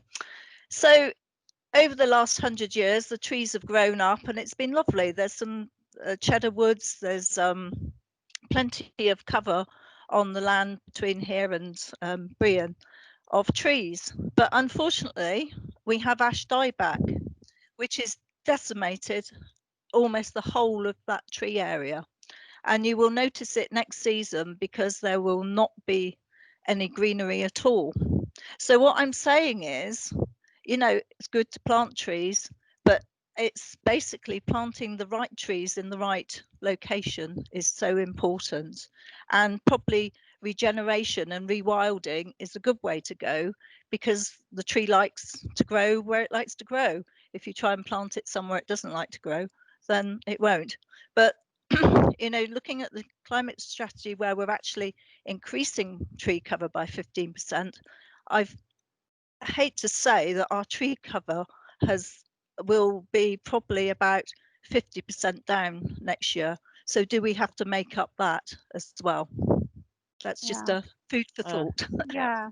Thank you, Councillor Scott, and also avoiding sort of monocultures in the future for future planting as well. Okay. I think that is it. I think we've given it a good airing, and I thank Teresa and Anna for bringing us the information. I think what I'm feeling that members are supportive of the strategy, and please let me know if anybody isn't. But notwithstanding the comments that are made, and Teresa, I know you'll be taking them forward for the next stage, and we'll look forward to it going to executive and full council later in the month. Yeah. But, Chairman, can I just say that the full council report has been written because we had to get it in before this, so we'll be presenting the comments from this group as a separate item, you know, as part of it, but it won't be in the published papers. Okay. Just in case councillors notice. Yes. All right. Thank you for that, and thank you everybody for taking part. It's been a good debate this afternoon, so thank you. Right. So finally, we will move on to the final item on the agenda, which is the work programme, which you've all had a copy of. As always, if there's anything that you would wish to be included in the future, and I'm sure elements on the climate strategies will be as we move forward, to let Layla, should we let you know now, as we haven't got a scrutiny officer as such at the moment, which is the best way? If you send it through to Democratic Services, that would be great. Somebody will pick it up at that point. We are hoping that somebody possibly from Somerset, West and Taunton will be helping us with some scrutiny work, but at the moment that's not definite and it's not been agreed as such. But yeah, certainly at the moment, just send anything through to Democratic Thank you. Well, I Service. know Right. you and Andrew and Steve always support the committee well, so that's which is good to know.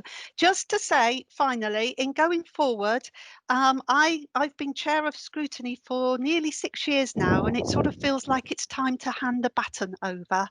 And so this is my last committee until and a changeover at the end of the year. But I know you will be in good hands for the future, taking it forward.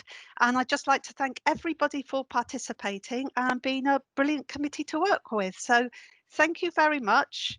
And everybody take care of yourselves. And I'll now declare the meeting closed. Thank you. Kathy, Yes. before you Yes. go, Good luck, can I Jeff. say, can I just say thank you so much for chairing our meetings. You've been a very good chairperson, and it's been a pleasure to work with you. And I'm sure everyone will wish you well. Oh, and thank you. you know, it's really sorry to hear you're leaving. Thank you, Liz. There's no bad reasons. I just want some more time on